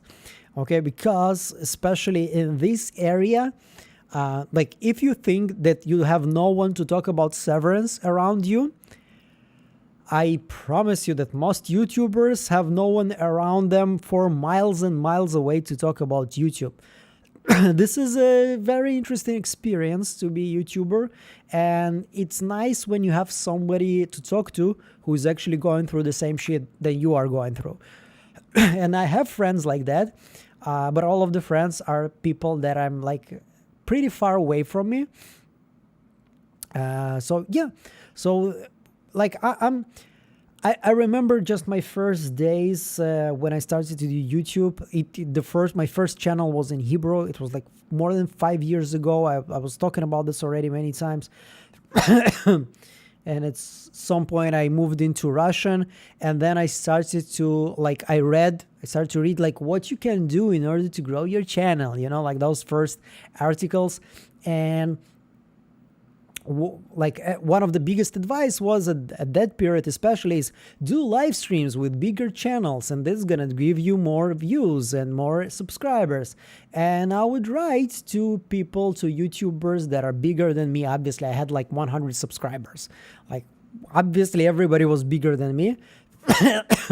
And like none would reply. And it's not like they owe me something. Obviously, I don't hold them against them. Okay, this is their choice. They decide how to spend their time. But I also told myself that at some point, if I'm going to be able to help somebody who is in need, who is in the start, who is just, trying themselves, and it's pretty scary to do this, I will do my best to help. Of course, if this somebody is doing like a good job. If it's just a shitty channel, I'm not going to help that channel like improve and then talk about it. But if this is somebody who has like 50 subscribers and they're good, like Haley here, Haley Refine channel, she's very good, but she has only 600 subscribers. Yeah, I want to help as much as I can, obviously. So I think this community is awesome, and I'm so happy to be part of it. Now, Bert seems to be a character like Faust. He chose Severance believing it was a way to save a part of himself. I speak 3 languages fluently. I speak Russian. Obviously, this is my mother tongue. I speak Hebrew because I grew up in Israel since I was 10. And I speak English because I watch a lot of movies and I used to remember all the Linkin Park songs by heart. And it kind of helped me with my pronunciation. This is why my accent is not completely terrible. And I also study Japanese, but it's Duolingo, so it's like, Duolingo, like you can study for years and years, you're still not going to be able to speak. But I have some vocabulary in Japanese. I know a couple of hundreds, maybe even more words, but I'm not going to be able to sustain a conversation other than just asking a question and getting an answer. And Fields was the one who convinced him that Severance was the only path to heaven, to salvation. But like how the whole story narrative of selling your soul to the devil goes, I don't believe that Bert Inni is going to heaven. I think... No, actually, I don't speak Ukrainian. It's turning more of a conversation here. Like, look, guys, the video, we are on 24 minutes, and we are an hour and a half of the live stream. So I'm gonna switch off from this video. I'm not gonna watch it until the end because it's gonna take way too long time, me answering the chat and watching the video. But in order for Haley here not to get a bad indication from YouTube that somebody dropped the video on minute 24, I'm gonna finish the video on my free time. And I'm subscribing here, and let's refresh the channel. And Fields was the one who... 624.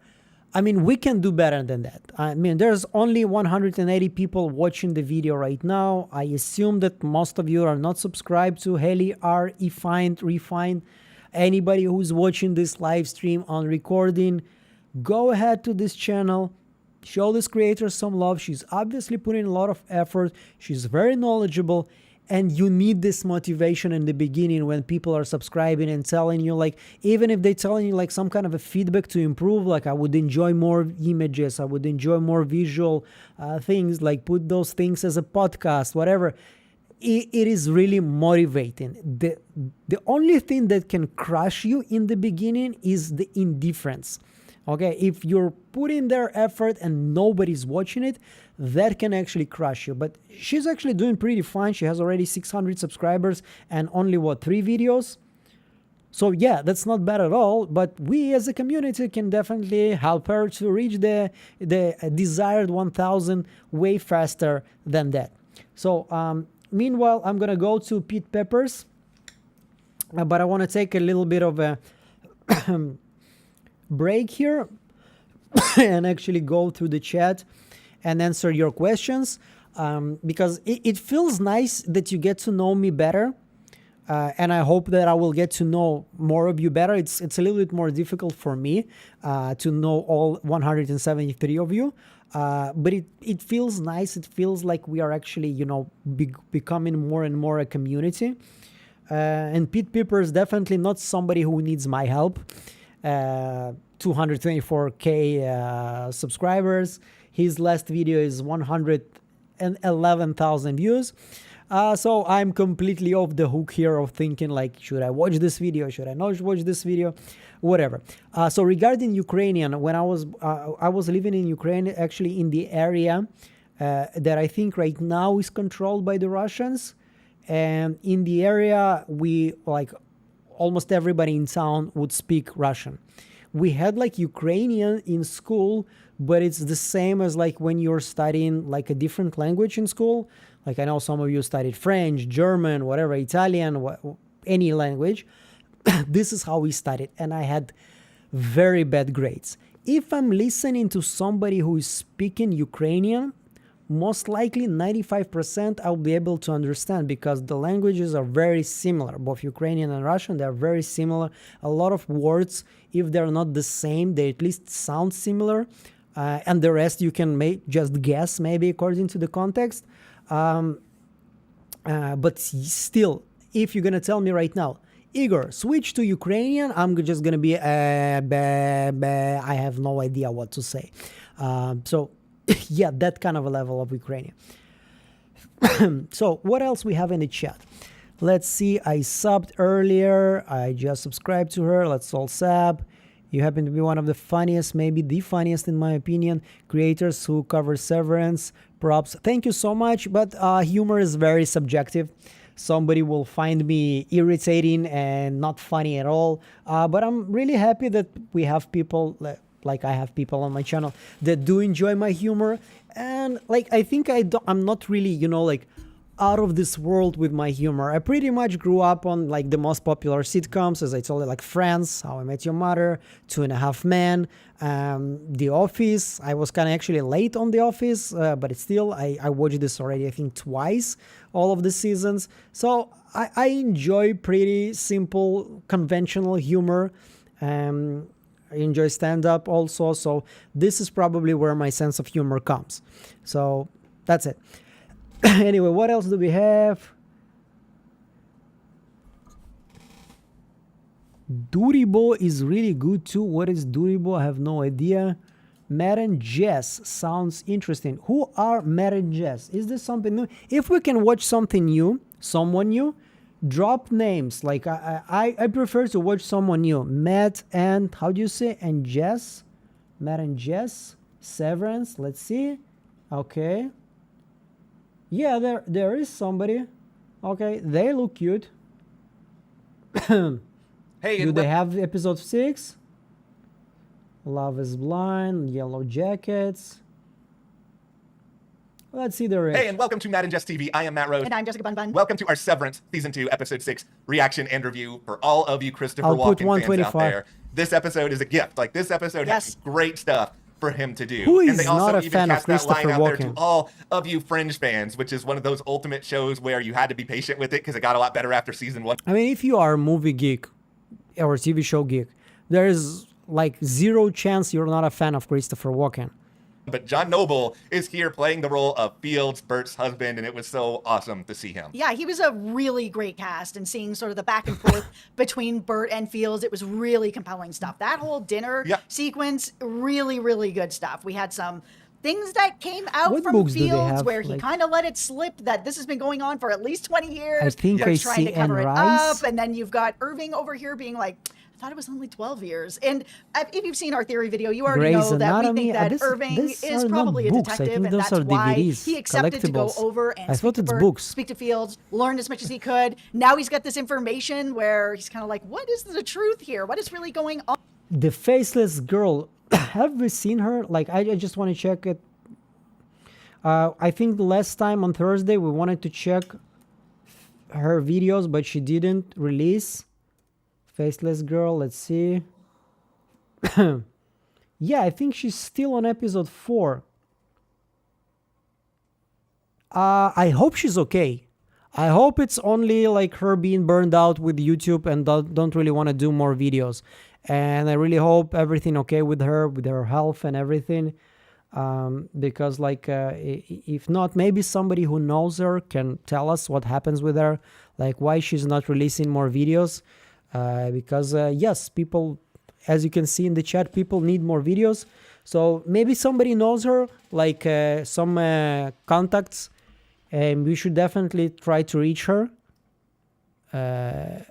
Like, I hope, I don't want to like rattle anything. I hope I'm really wrong, but if I see something like this, like YouTuber is doing something constantly, like, and then at some point she just stops, maybe something happened. So if somebody has an option to check out on her, see if she's okay, and let us know, everybody in the community. So please do.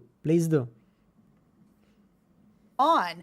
Is Bert behind a lot more of this? Is he somebody who's Hell yeah. behind the Lumen technology altogether? It's a crazy thing to think about that, like, oh, it's Bert, this guy at O&D who we've sort of seen on the show in this other capacity. Break but my heart, man. The more that, we think about it, the more likely it actually seems that Bert may be kind of a secret or silent architect behind a lot of this. We're going to get into the timeline of things, how this is possible, whether or not Bert even fully remembers all of it. But before we do, be sure to hit that subscribe button. Well, Gal, I think it's gonna happen soon. I think I just talked today with Real, and we talked about it like a couple of days ago.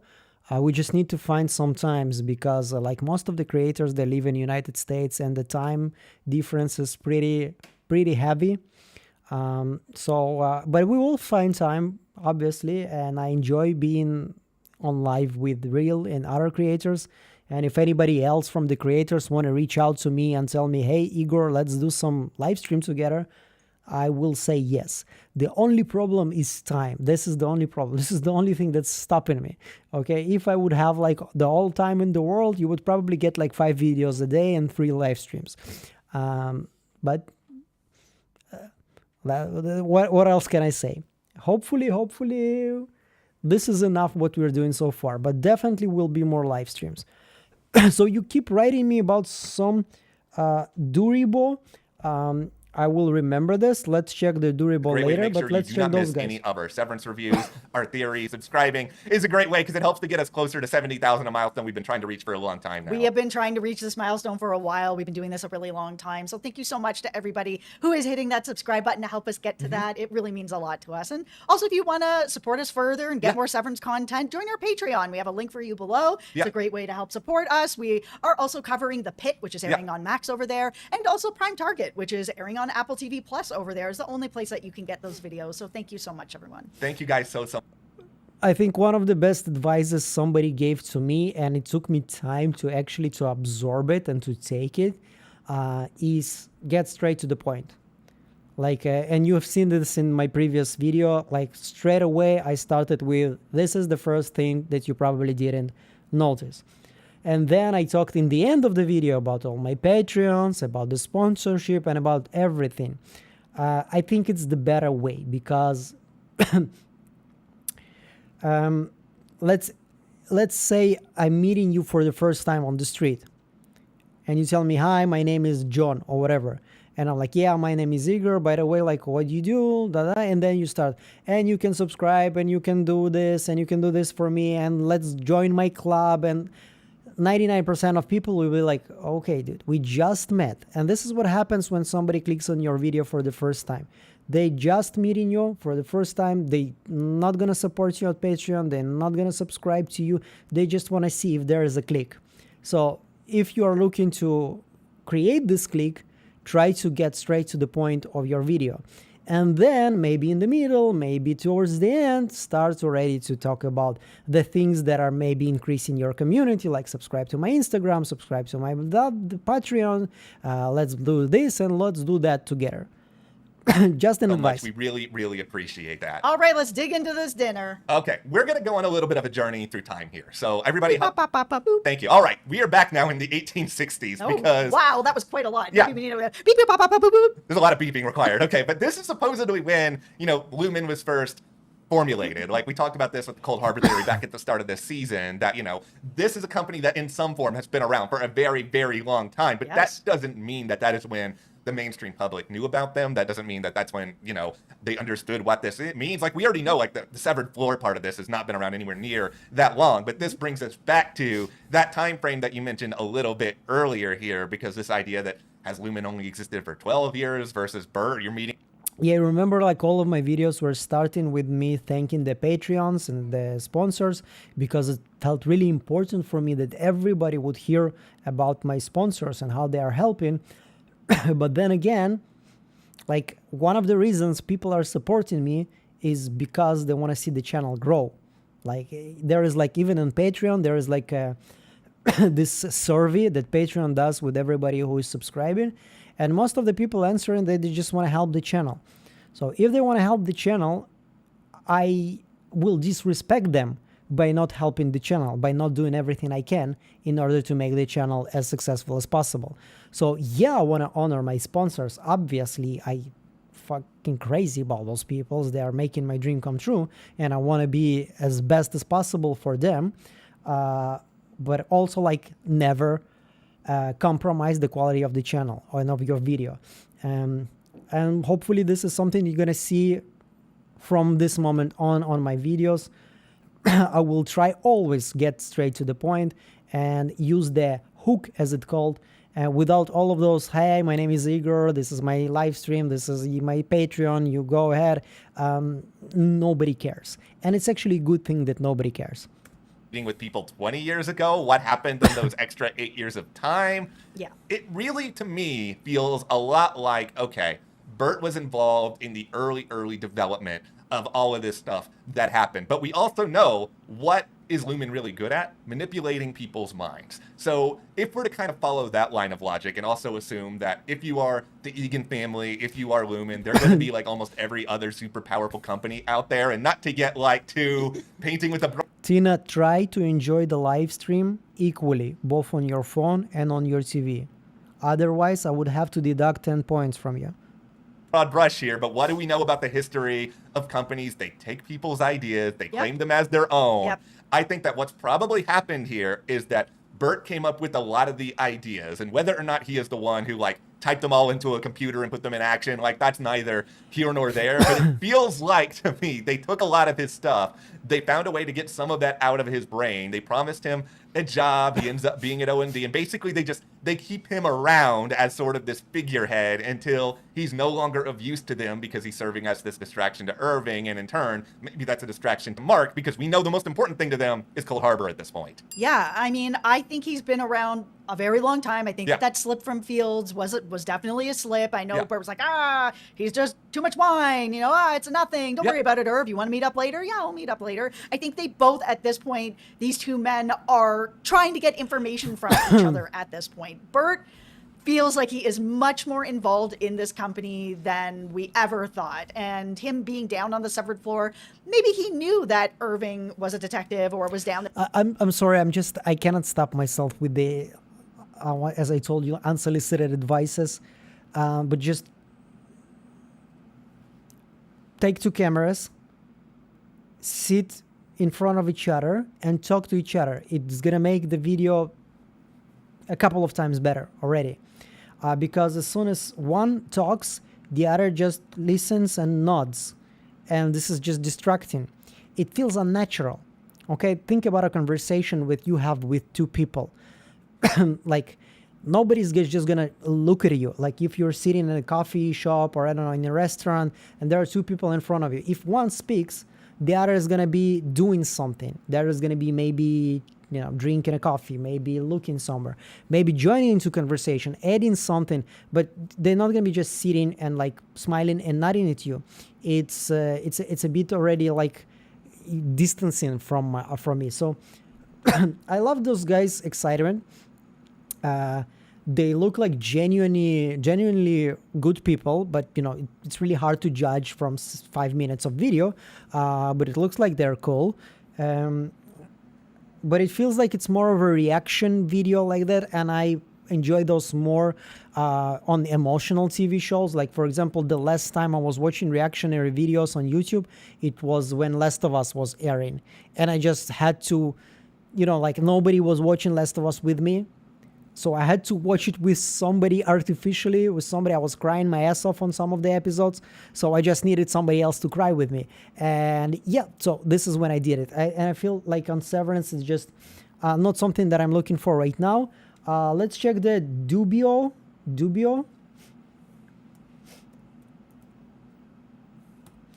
I'm like giving advices to people here that have like 69,000 subscribers, but then again, only 4,000 views on the video.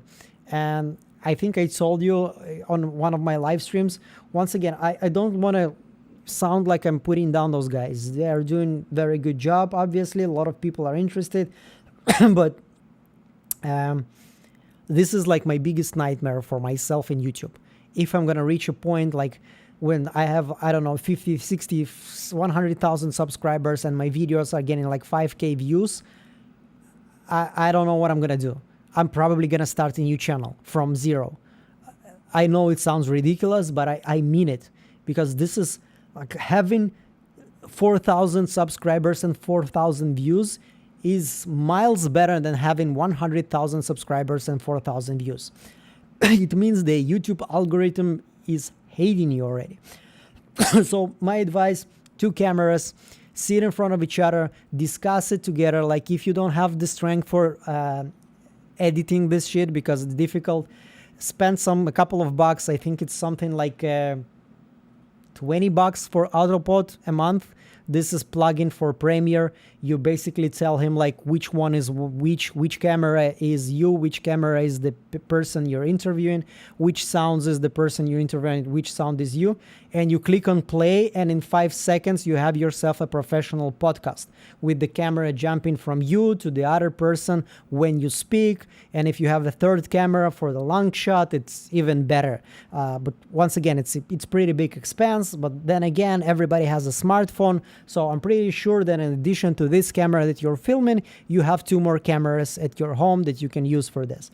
So this is just obviously, like, you don't have to take it. You're way more successful subscriber wise than me.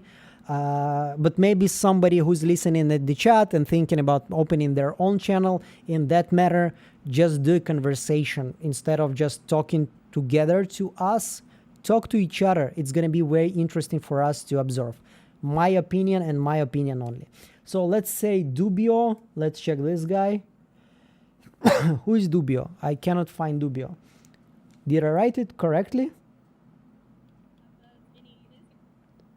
Why is my phone so there?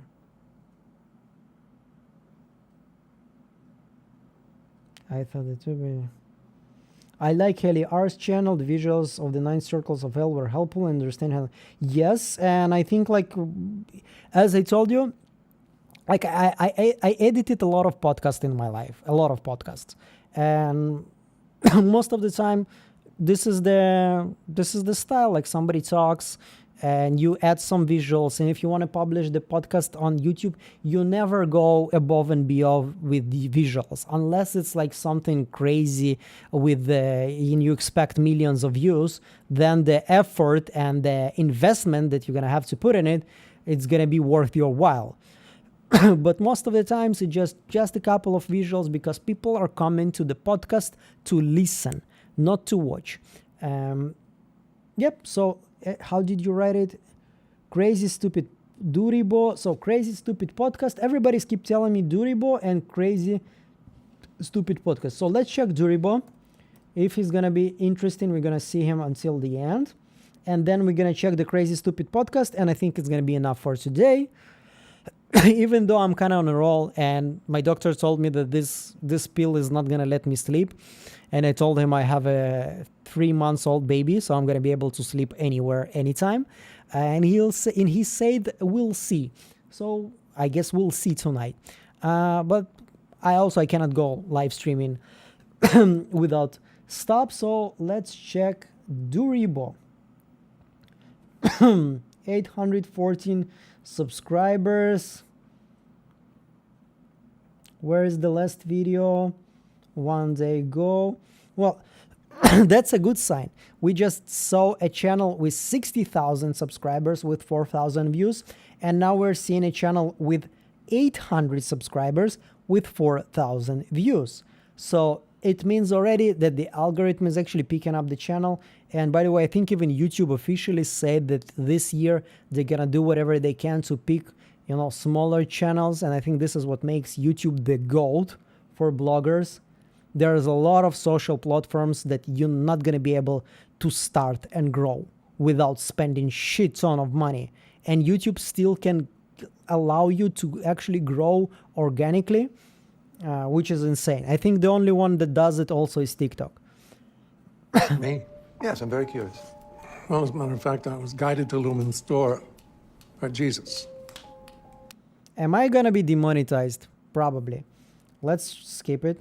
every live stream that I do, like YouTube always blocks my live stream from monetizing, and then I send them like a dispute. I'm telling them I was just watching monetized videos of other creators. So if they are monetized for them, how come I get demonetized? And so far, every time they removed it. But if I'm just gonna put here, like, since this guy doesn't have 1,000 subscribers, so it doesn't really give a crap if he's not monetized. So let's see. I don't want to like.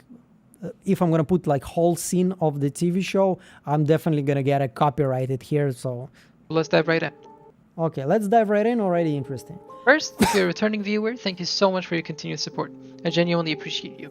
And if you're new here and love dissecting your favorite show, be sure to subscribe, like this video, and drop your thoughts in the comments. Let's get into it. The Bert Conundrum. So, is Bert evil? Is he a villain? A spy, or even part of Loomis' board? Well, let's just say there's been a lot of suspicious activity surrounding Bert in episodes 205 and 206. But for me, the highlight of this episode was Bert and Phil's dinner scene, despite all that was going on. Bert has always been one of my favorite characters, largely due to Christopher Walken's phenomenal acting.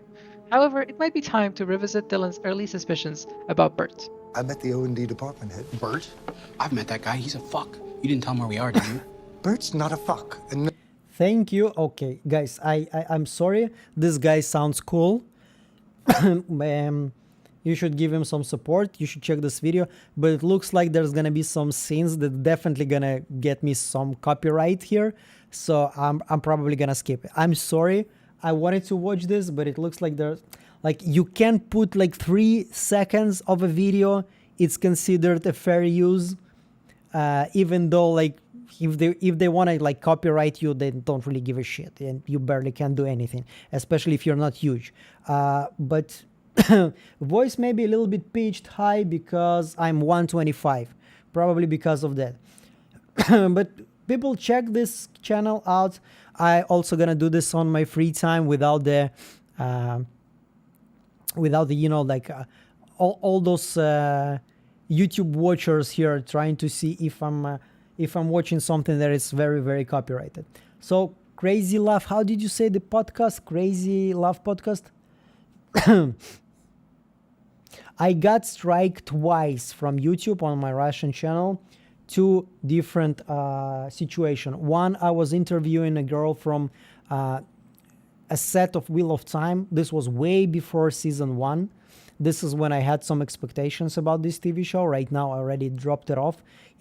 The only thing that it has in common with the book is the name, so it's kind of like not my cup of tea.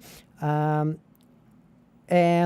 like I had some images from people that were on set. They sent it to me, and stupid me made a video about it, and I obviously got the video blocked right away, and I got a strike. Not a copyright, not a block, strike. And if you have 3 strikes, you're out. That's it. Your channel is dead.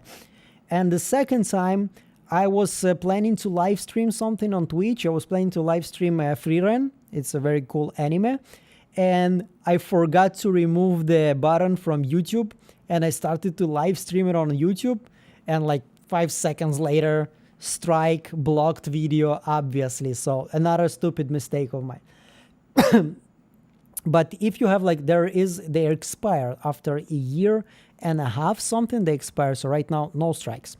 And I'm very, very careful right now with everything. So crazy stupid podcast.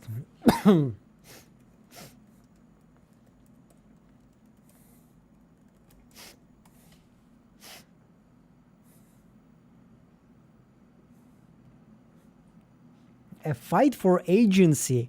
I already like the name, because this is like, I wish I had this vocabulary. Like the fight, this is exactly what Haley was doing. She was fighting for her agency. Okay, I'm already interested. I'm already invested. innies' lives are intended to exist without any type of intimacy. Yes. And so anything that they do like this, there's just sort of like a politicized rebellion to it, no matter what. That type of exploration is one of the ways that you explore your identity and explore who you really are. But it also shows that there are different versions of what resistance can look like. It's not just about taking down Lumen. It's about reclaiming. You see, it's already something more to my taste, because even though they're sitting in front of one camera, they're talking to each other. Instead of talking to me, maybe they probably gonna talk to me, but I'm looking at a conversation. I'm not a participant of this conversation. I'm a viewer. The most I can do is write a comment. So it's way more engaging for me to be a viewer of somebody else's conversation, if it makes sense to you. Claiming every part of what makes them feel like a human. And that intimacy part is just as important. Crazy Stupid Podcast. Thank you so much for tuning in. As always, if this is your first time watching, we'd love it if you could hit the like button, the subscribe button, and the bell so that you are aware of when we post things. Hi, everybody. Welcome back to another episode of Crazy Stupid Podcast. My name is Esther. And I'm Adrian. And we are here. I'm freaking jealous. I'm like, I want to buy this statue, this figurine for a while already. And every time I'm like, I need those finances. I'm a responsible father right now. I cannot spend $100 on a statue, on a figurine of Ellie from Last of Us 2. But I mean, look, we have Arcane here. We have Star Wars. We have Last of Us. We have Black Panther. Black Panther is not really my cup of tea, even though I kind of enjoyed the first movie. The second one was not my cup of tea at all. I have here Andor, which is, in my opinion, was the best TV show on Star Wars and one of the best TV shows I have ever seen. We're 52 seconds in and I'm ready to subscribe. I'm hitting that button hard. Okay. And they look pretty charismatic, quick on their feet. And by the way, the previous guy, the Dubiro, the name is very difficult. I'm sorry. Like if you are starting YouTube, you don't have to buy anything. You can record your voice on your phone, and it's gonna be pretty fine. But as soon as you're ready to invest, and you have some money to invest in YouTube, the first thing that you have to do is the microphone. Forget about a camera, forget about everything else. The first thing is the microphone. People need to hear you clearly, good. This is what makes this an experience. If you have a shitty microphone and a best camera in the world, it's worse than than filming yourself on an old Nokia, but having like a good Rode or Shure microphone. Here to talk about Severance Season 2, Episode 6. That's how I'm going to say it when we record. You look like you're about to do Christmas carols. All right. Well, anyways, another banger episode. Absolutely phenomenal. My first question, I have questions about Rugabi, the doctor. Bro, is she sus? I just feel like we don't know anything about her. And she always, maybe it's just like, I would want a doctor that feels a little bit more calm, but she be making me rattled. She has a lot of anxious energy about her. It's like, bro. But I feel like we don't really know what her motives are. Like, not really. Is she just trying to take down Lumen? Is there something else there? Like, I don't really know. And it's like, I don't know why, but I got the impression that she was working with other people. Is it just her DD? Was that what it was? I don't know. I also... by the way, yeah, Gal is absolutely correct here. There is the AI processing. I did this a lot on my previous job when I was a freelancer. I would get a lot of times videos with very shitty sound. The worst, especially if I was editing some kind of event when everybody's speaking on a microphone and then I have a small neck here, and this is how you record the sound to the camera. Terrible, horrible, absolutely worst days of my life editing this shit. But Adobe has like a podcast AI, and their latest version, the first version was not that good. It was pretty okay, but only for English. If you wanted to enhance a different language, whatever it is, if you put in like a high percentage, suddenly everybody's speaking with a very weird American or English accent. But their latest version is very, very, very good. But I still, I told you, if you are looking to invest, if somebody would ask my advice, which you don't, I make this joke all the time. It's funny to me that I am like giving those advices here. Like I have like million subscribers and like 10 million views a month. But if somebody wants to take my advice, you can do this. Like it's free. Microphone is the first investment you do. The rest will come. Okay, this is coming from, I don't know if you have seen Fantastic Frankie's series this month about Do They Know How to Write Black People? Yeah. Is Dr. Rugabi a magical Negro? Like Loki.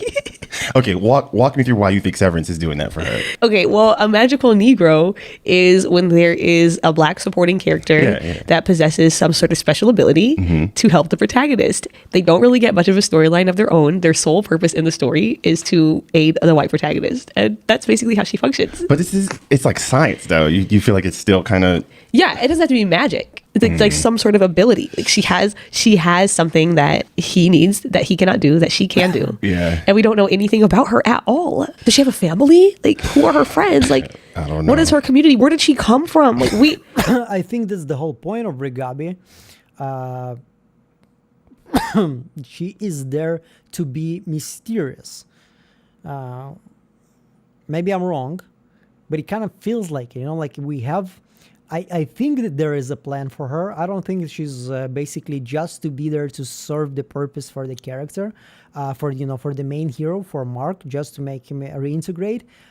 Especially since we have a lot of talk about her in first season from Selvig and from Grainer. So she killed Grainer. So she's not there only to serve the purpose of moving the plot forward. And it's okay when you have characters like that. Sometimes you have characters that are just there to serve just one purpose and then like go away. But I don't think this is going to be the case for Agabe. We don't know anything. I'm like, are we going to get more? Like Oof. At the very beginning of the episode when he was talking about Gemma, because we left off last week, he had the flashback and he saw her. And then she was like, when you get her out, it'll be you and her out here together. And I was like, that just seems like really idealistic. It just seems like you're selling him a fairy tale. That's what I felt. It felt like she was trying to give Mark a lie. To like get him to do it. And that makes me really suspicious. You know what else I like? It feels like they didn't rehearse it. They were like, okay, we have seen the episode. Let's switch on the mics and let's talk about this. And it feels natural and it feels very, very authentic. So I like it way more than, like the rehearsed or the fake emotions. I want to talk about Helly, man. This was such a great episode for Helly because the way that Severance shot both intimacy scenes with Helena and Helly, I felt like were so intentional. Yes, I went back and watched the other one because I needed to compare them. It says a lot. In the scene with Helena and Mark, it was very much her sort of being the one pursuing everything, her wanting to gain something, her wanting to feel like she is seeking after her own satisfaction, right? In some ways, like initiating a lot of the encounters there. In this instance, I noticed a lot of difference with just the camera shots. Like there was a lot more close-ups with like where Mark and Helly were putting their hands and like the hand placement. There were a lot of moments where like Mark asked Helly for consent, right? Which I thought was a big deal. And then Mark is going out of his way to make sure that she feels pleasured first, that she feels satisfied first. And I loved what the showrunner said in the behind the scenes where they said this was Helly's emancipation from Helena. And I thought that was the perfect way to describe it. Yes, I was definitely thinking about, I like that word emancipation. I had not thought about that. But I was definitely Is it because thinking... you're black? I'm going to keep that in, but just know we considered editing that out. I really like that word emancipation. Yeah. I had definitely been thinking about how this was like an act of resistance. Like it was as much like something personal that they both wanted and needed as it was like an act of resistance. Like there was something politicized about it too. Yes. And I like that right before it happened, they showed all the flashes of like all these other moments of intimacy in different ways. Yeah. Like they showed Dylan kissing his wife. They flashed to the kiss at the elevator. They flashed to the scene with Helena and Mark in the tent, all of that. And I like that because it just reminded me that the workplace is meant to be a place without any type of intimacy, right? Like that is how, that kind of thing is not supposed to. And it's interesting that one of the highest percentages of marriages are actually coming from the workplace. Okay. This is not something that happened to me, but this is also something that happened to me. Like I think I had 2 or 3 office relationship in my life, and I was working in a lot of places. I never commit to work. To relationship, I commit. To work, I didn't commit. Like a year or 2, this is my maximum at workplace. But yeah, it kind of happens. You spend most of your time there, and if you see somebody and this somebody sees you and you like each other, so it usually happens. You cannot fight chemistry. Come on. Supposed to happen there. And so it goes to follow then that the innies' lives are intended to exist without any type of intimacy. Yes. You only exist in work. And so they actually intended for you to never experience this, ideally. And so anything that they do like this, there's just sort of like a politicized rebellion to it, no matter what, because they were never supposed to have this. Yeah. And it made me think about how when you are... But it's not exactly 100% because they do have the waffle party, and waffle party is supposed to give you this sexual pleasure that you cannot experience in the inside. So, yeah, but no. Kind of in the middle. Are a part of a marginalized group, so much of your life just becomes inherently political. Yeah. Because so many things have been taken away from you that when you engage in them, it becomes something more than just you personally engaging in it. Yeah. And there's like something kind of like sad about that, I think, in a way that like things cannot just be normal. Like I think about this all the time with like Black women's hair. It's like, man, no matter what you do with your hair, it's giving something. It's saying something, Yeah. right? Just because like how our hair has been politicized. But it just made me think about that with Helly and Mark, because like being intimate like that is an expression of self. Yeah. Like that is one of the ways, that type of exploration is one of the ways that you explore your identity and explore who you really are. And then you share that and express that with another person. And that word emancipation makes a lot of sense because it's personal to you no matter what. It doesn't matter that you share this body with your Audi. Yeah. It doesn't matter. All that doesn't matter. This is a moment that only you are getting to have, and you are getting to define it for yourself, and you are getting to express your own self in that moment, and you're not sharing it with them in any way. Yeah. Right before that, she gives that monologue about how like, she dresses me in these clothes. Like and a baby. Yes, like all these things that like she does not get to decide for herself that I had not even thought about, honestly. Yeah. Like I hadn't even considered the fact that like, yeah, you get to work and you didn't even put this on. They pick their food for them throughout the entire week. Like Yeah, the like- Audis plan all of that. They pick their clothes. If they're sick the next day, and let's say if the Audi felt sick during work, they have no agency in choosing if they decide to come into work the day after. Like all of that. Yeah. Just nothing is decided for them. And so this one thing where they get to say like, this is ours. This is our moment. I just think I really love that for them. And I think it's a beautiful act of resistance. And I think it's sad that it has to be that. Yeah. But it also shows that there are different versions of what resistance can look like. This is going to feel like a bit of a tangent. Like, like the bigger goal obviously is to like take down Lumen. But all throughout that, there are other acts of rebellion, other acts of resistance that you can participate in that are just as important, just important in different ways. Like I remember this was like a few years ago, but there was just a lot of conversations about like why Black people didn't rebel against their slave masters more. Right. And this, like, the implication behind the thought process was like weakness. It's ahistorical. No, I know. But, like they oversimplify with just like a numbers game here. Like there's more people there. Why didn't you do more? And obviously there's a lot there to unpack. But I love what Van Jones said when he had a conversation with a bunch of different Black men. But he was like, bro, there was resistance happening on these slave masters' plantations all the time, from getting married to reclaiming their faith in a different way. The list goes on and on and on. Those things were just as important. The faith that we have sort of landed on would not have existed without what our ancestors contributed to that reclaiming of our own spirituality. All of that matters. And that just sort of reminded me of them taking the time in Severance to sit with the fact that like, it's not just about taking down Lumen. It's about reclaiming every part of what makes them feel like a human. And that intimacy part is just as important. Yeah. I also want to talk about Dylan in this episode. Damn, they are good. They are really articulate. People usually on the podcast, me included, they're like, very good, underrated channel. And you also notice something like, even when they bring up topics, I wouldn't call them potentially inflammatory, because like what is inflammatory about this? But they talk about racism, they talk about everything, and it feels like they didn't like attack the creators as soon as they were thinking about, maybe Regabi is being reduced to being less of a character, but they didn't right away jump to maybe, the creators are racist and they're doing this because Regabi is a Black character. They're just discussing things. And even when they go into very personal, very like topics, it's still interesting to listen to them, and it feels like they're inviting you to the conversation. Like I feel I can talk to them, and I can ask them question, and I'm not gonna be ridiculed or attacked on those questions. Like I feel it's refreshing, and once again they're so articulate. There's like no one is stumbling like I'm right now. They have all of their thoughts are just going straight to this beautiful monologues.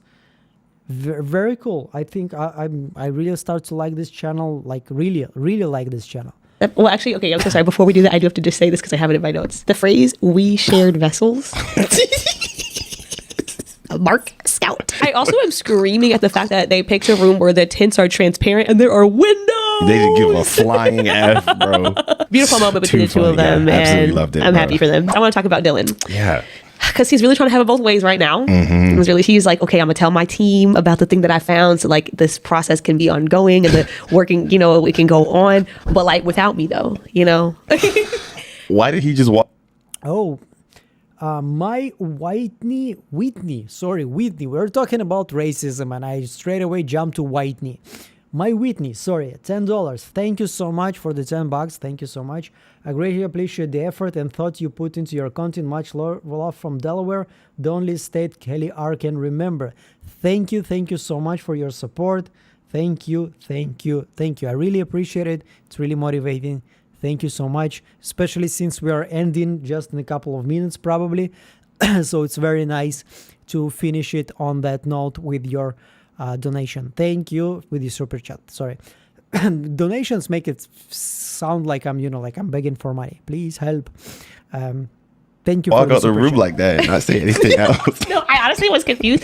At first, I thought he was going to go get something, or I thought he was gonna like check to see if someone was listening and then come back and tell them. Yo, and then they cut scenes, and I was like, wait. I mean, I'm glad that Helly did kind of like mention it, like, what the F, like, okay. Okay, but I have to say, as like somebody who can be kind of awkward, I think I have actually ended conversations that way. Like, without meaning to. What? Like, I think sometimes in my head, it's like, well, it's done, and I don't have anything to say.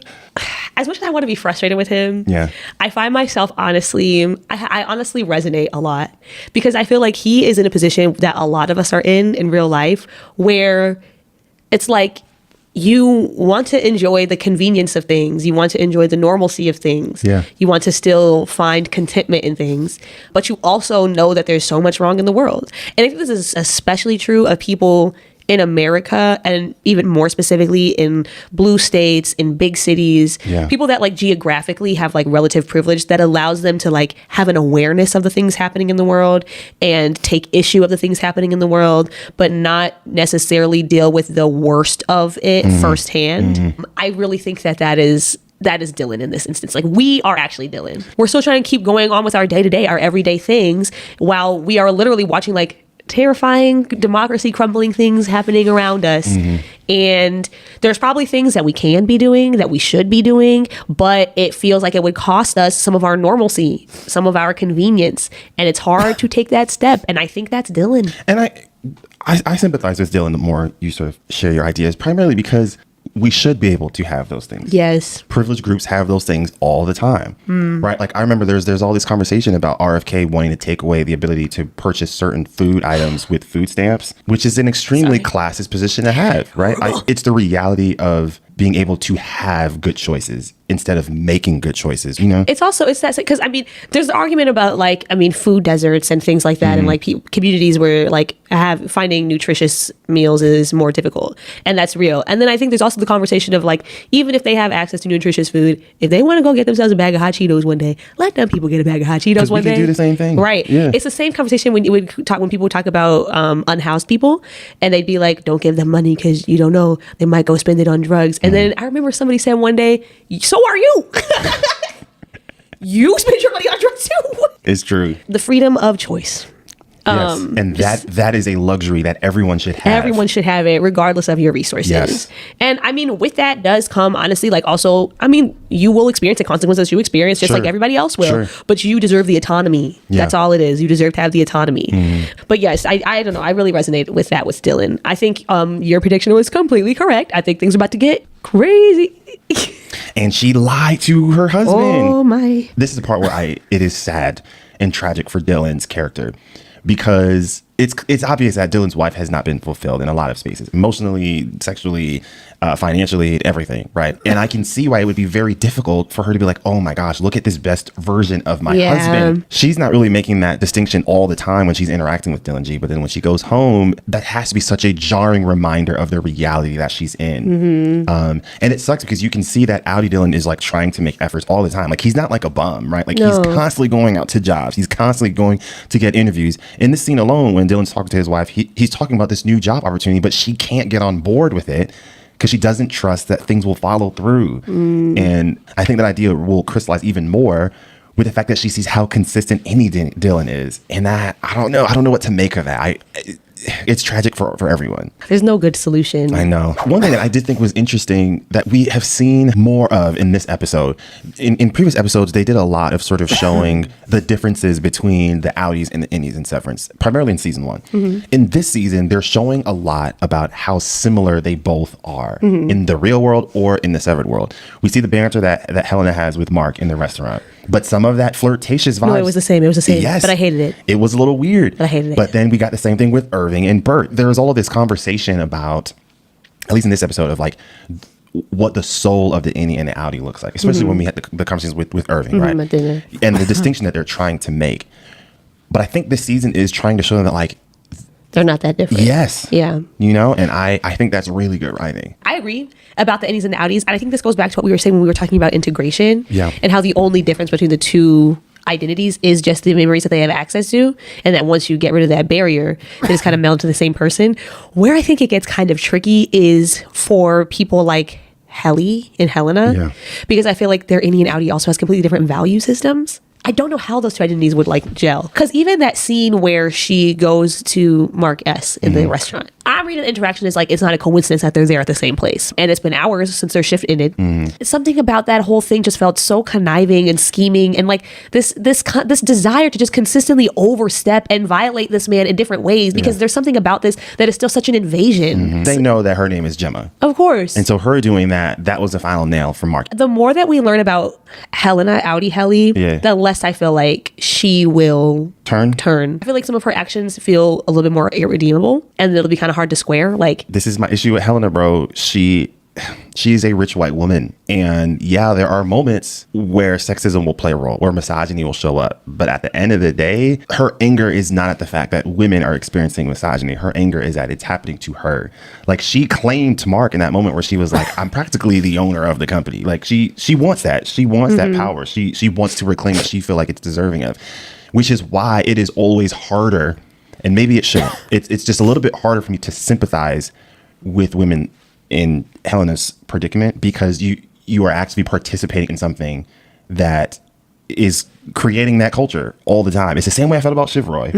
In the same way sometimes I felt in certain moments with Alice and Hightower. You can't cry wolf when you're also helping tear the house down, really. The more scenes we see of her, the less I'm like what you're saying, my empathy is slowly deteriorating. She just keeps ratcheting it up. Yes. Is what I find frustrating. Yes. There is something about the way that she thinks about him that feels possessive. Yeah, slave master and a slave vibe. Yes. So she doesn't think they're human. She does not, and it's very upsetting. Yeah. And that interaction, especially when you compare that scene like you were before to what the scene that Helly and Mark had in this scene, it shows that dynamic and that attitude that she has. And then though, after that happens, to go then and hunt down Mark in real life, to flirt with him in a way that you have observed him flirt with any Helly before, to dress in that way, to have this interaction, again, there's just something, she just cannot leave them be. She just cannot leave them alone. Yeah. To me, that also implies that not only does she see any Mark as not human and beneath her and something for her to possess, but she is now looking at Audi Mark in the same way.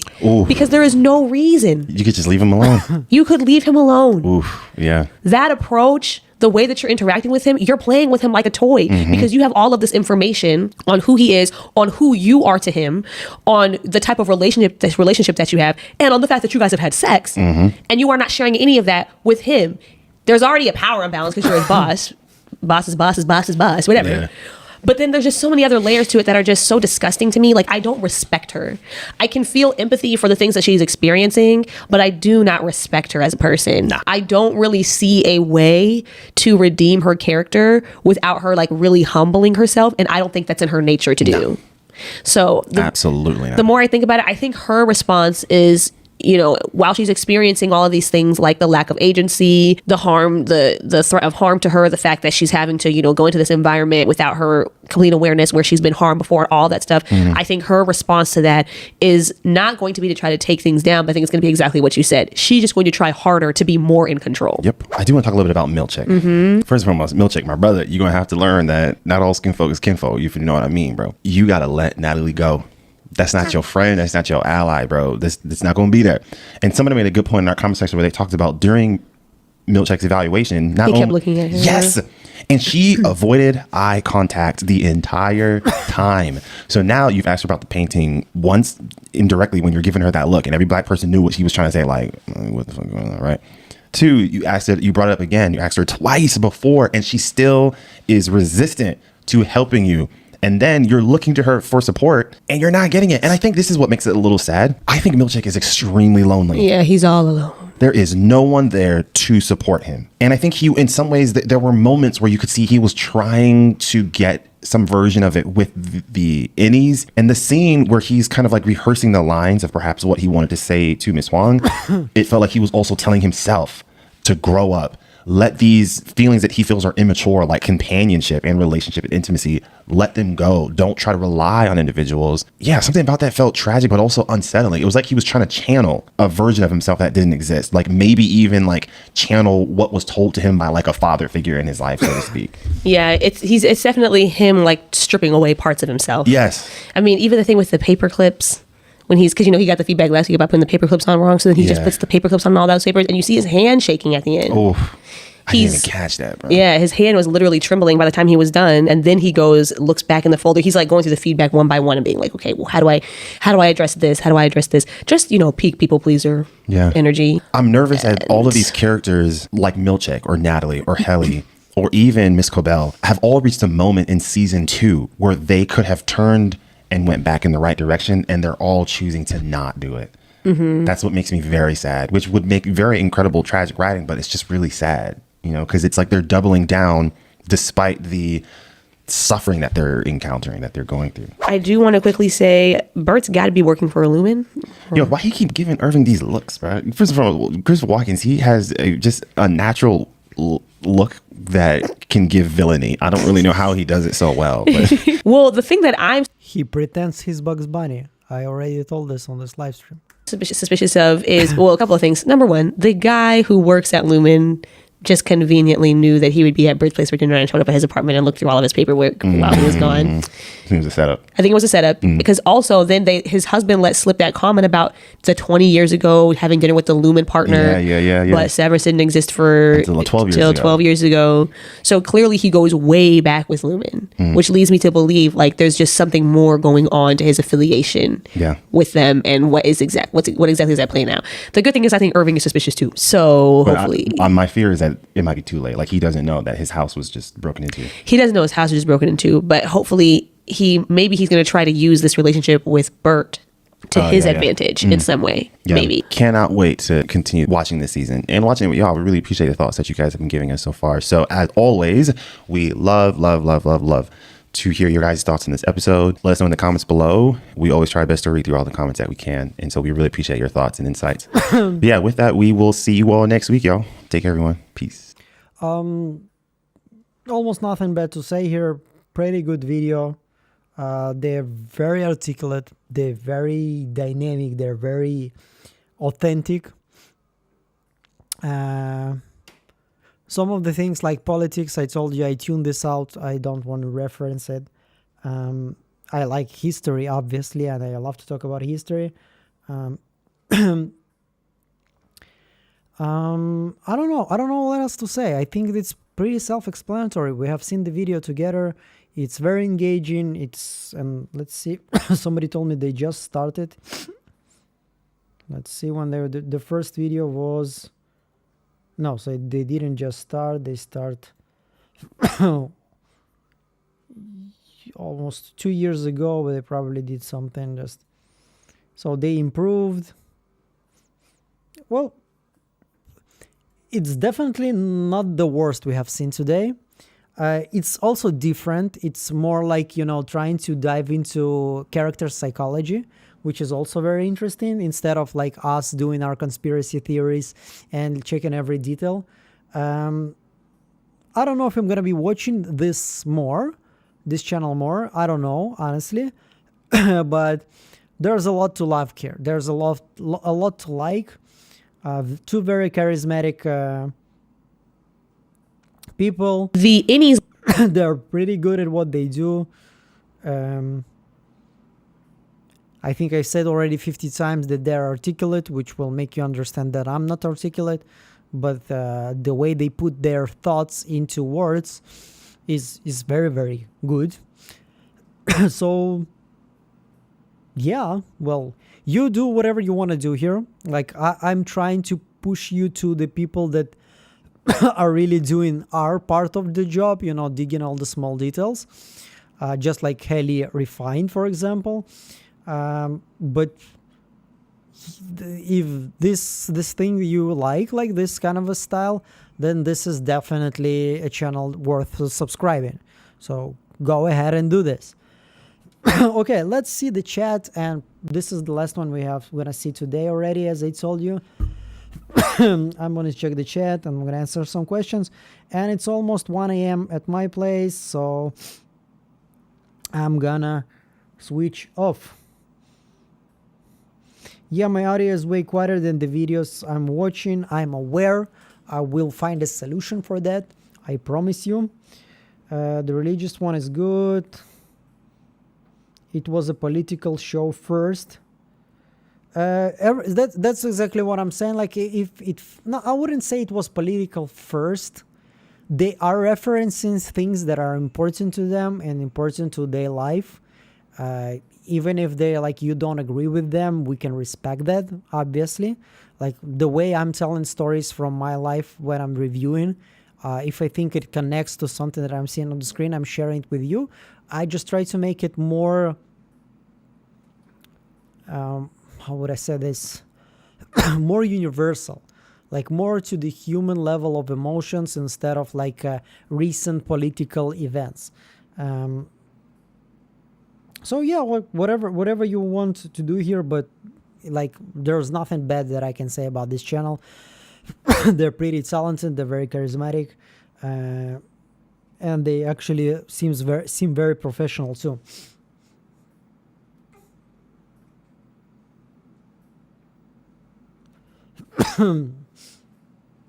Yes, we are same timeline. So no Nautilus, we're not gonna check today, it's too late.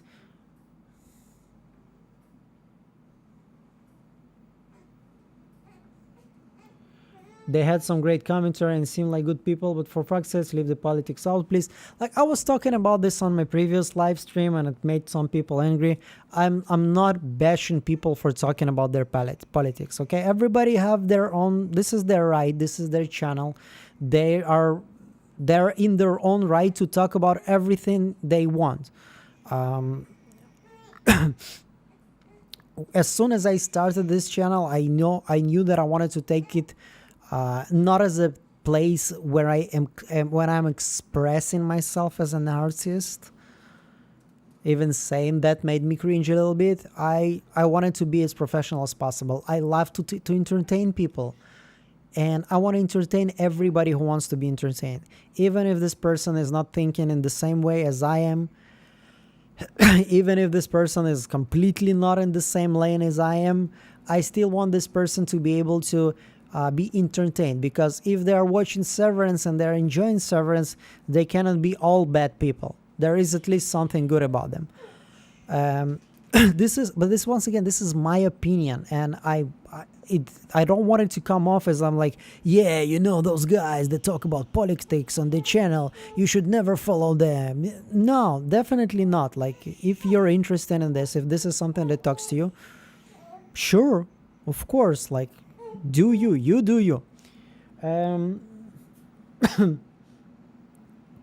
I don't know if you can hear it or not, but my son probably felt that I'm finishing the live stream, so he woke up. And it's actually a good time for me to switch off too. And Jay Hodge is sending me some love here with $10 super chat. There's one thing that all of these creators minimize is Bert as Lumen partner. A partner is a part owner in a company who shares profit. I don't think exactly this is what it's meant when Fields said that you were with your Lumen partner. Okay, it more felt like like they're just saying somebody who is you working with, or maybe somebody who you are really working with. Just like cops can be partners, the two partners ride in the cop car or whatever. So I didn't feel like it, but it still doesn't contradict that Bert can definitely be one of the partners. I don't think he's part of a board or something like this, but it looks like he has a way more significant role than we thought about him in season 1. Could be romantic partner, yeah.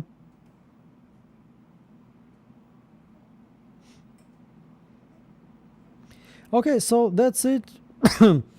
Thank you so much. We had a very cool, I think this is the longest live stream I have did so far. It's almost 3 hours. It was a lot of fun, and I think all of the live streams moving forward are gonna be in a similar format. I mean, it's not like we're gonna always watch videos, YouTube videos, but we're gonna always talk a lot. I enjoy those talks. I enjoy your questions. I enjoy talking to you. It's a lot of fun, so I should definitely do this way more. Thank you so much. Thank for everybody who was doing some super chats, subscribing as a member. You're motivating the shit out of me. So if the next video is gonna be a banger, you know who to thank. You want to thank the people that support and motivate me. Thank you so much. Have a good night, good day, good morning. I feel like I'm a little bit like I'm Jim Carrey from Truman Show, but still.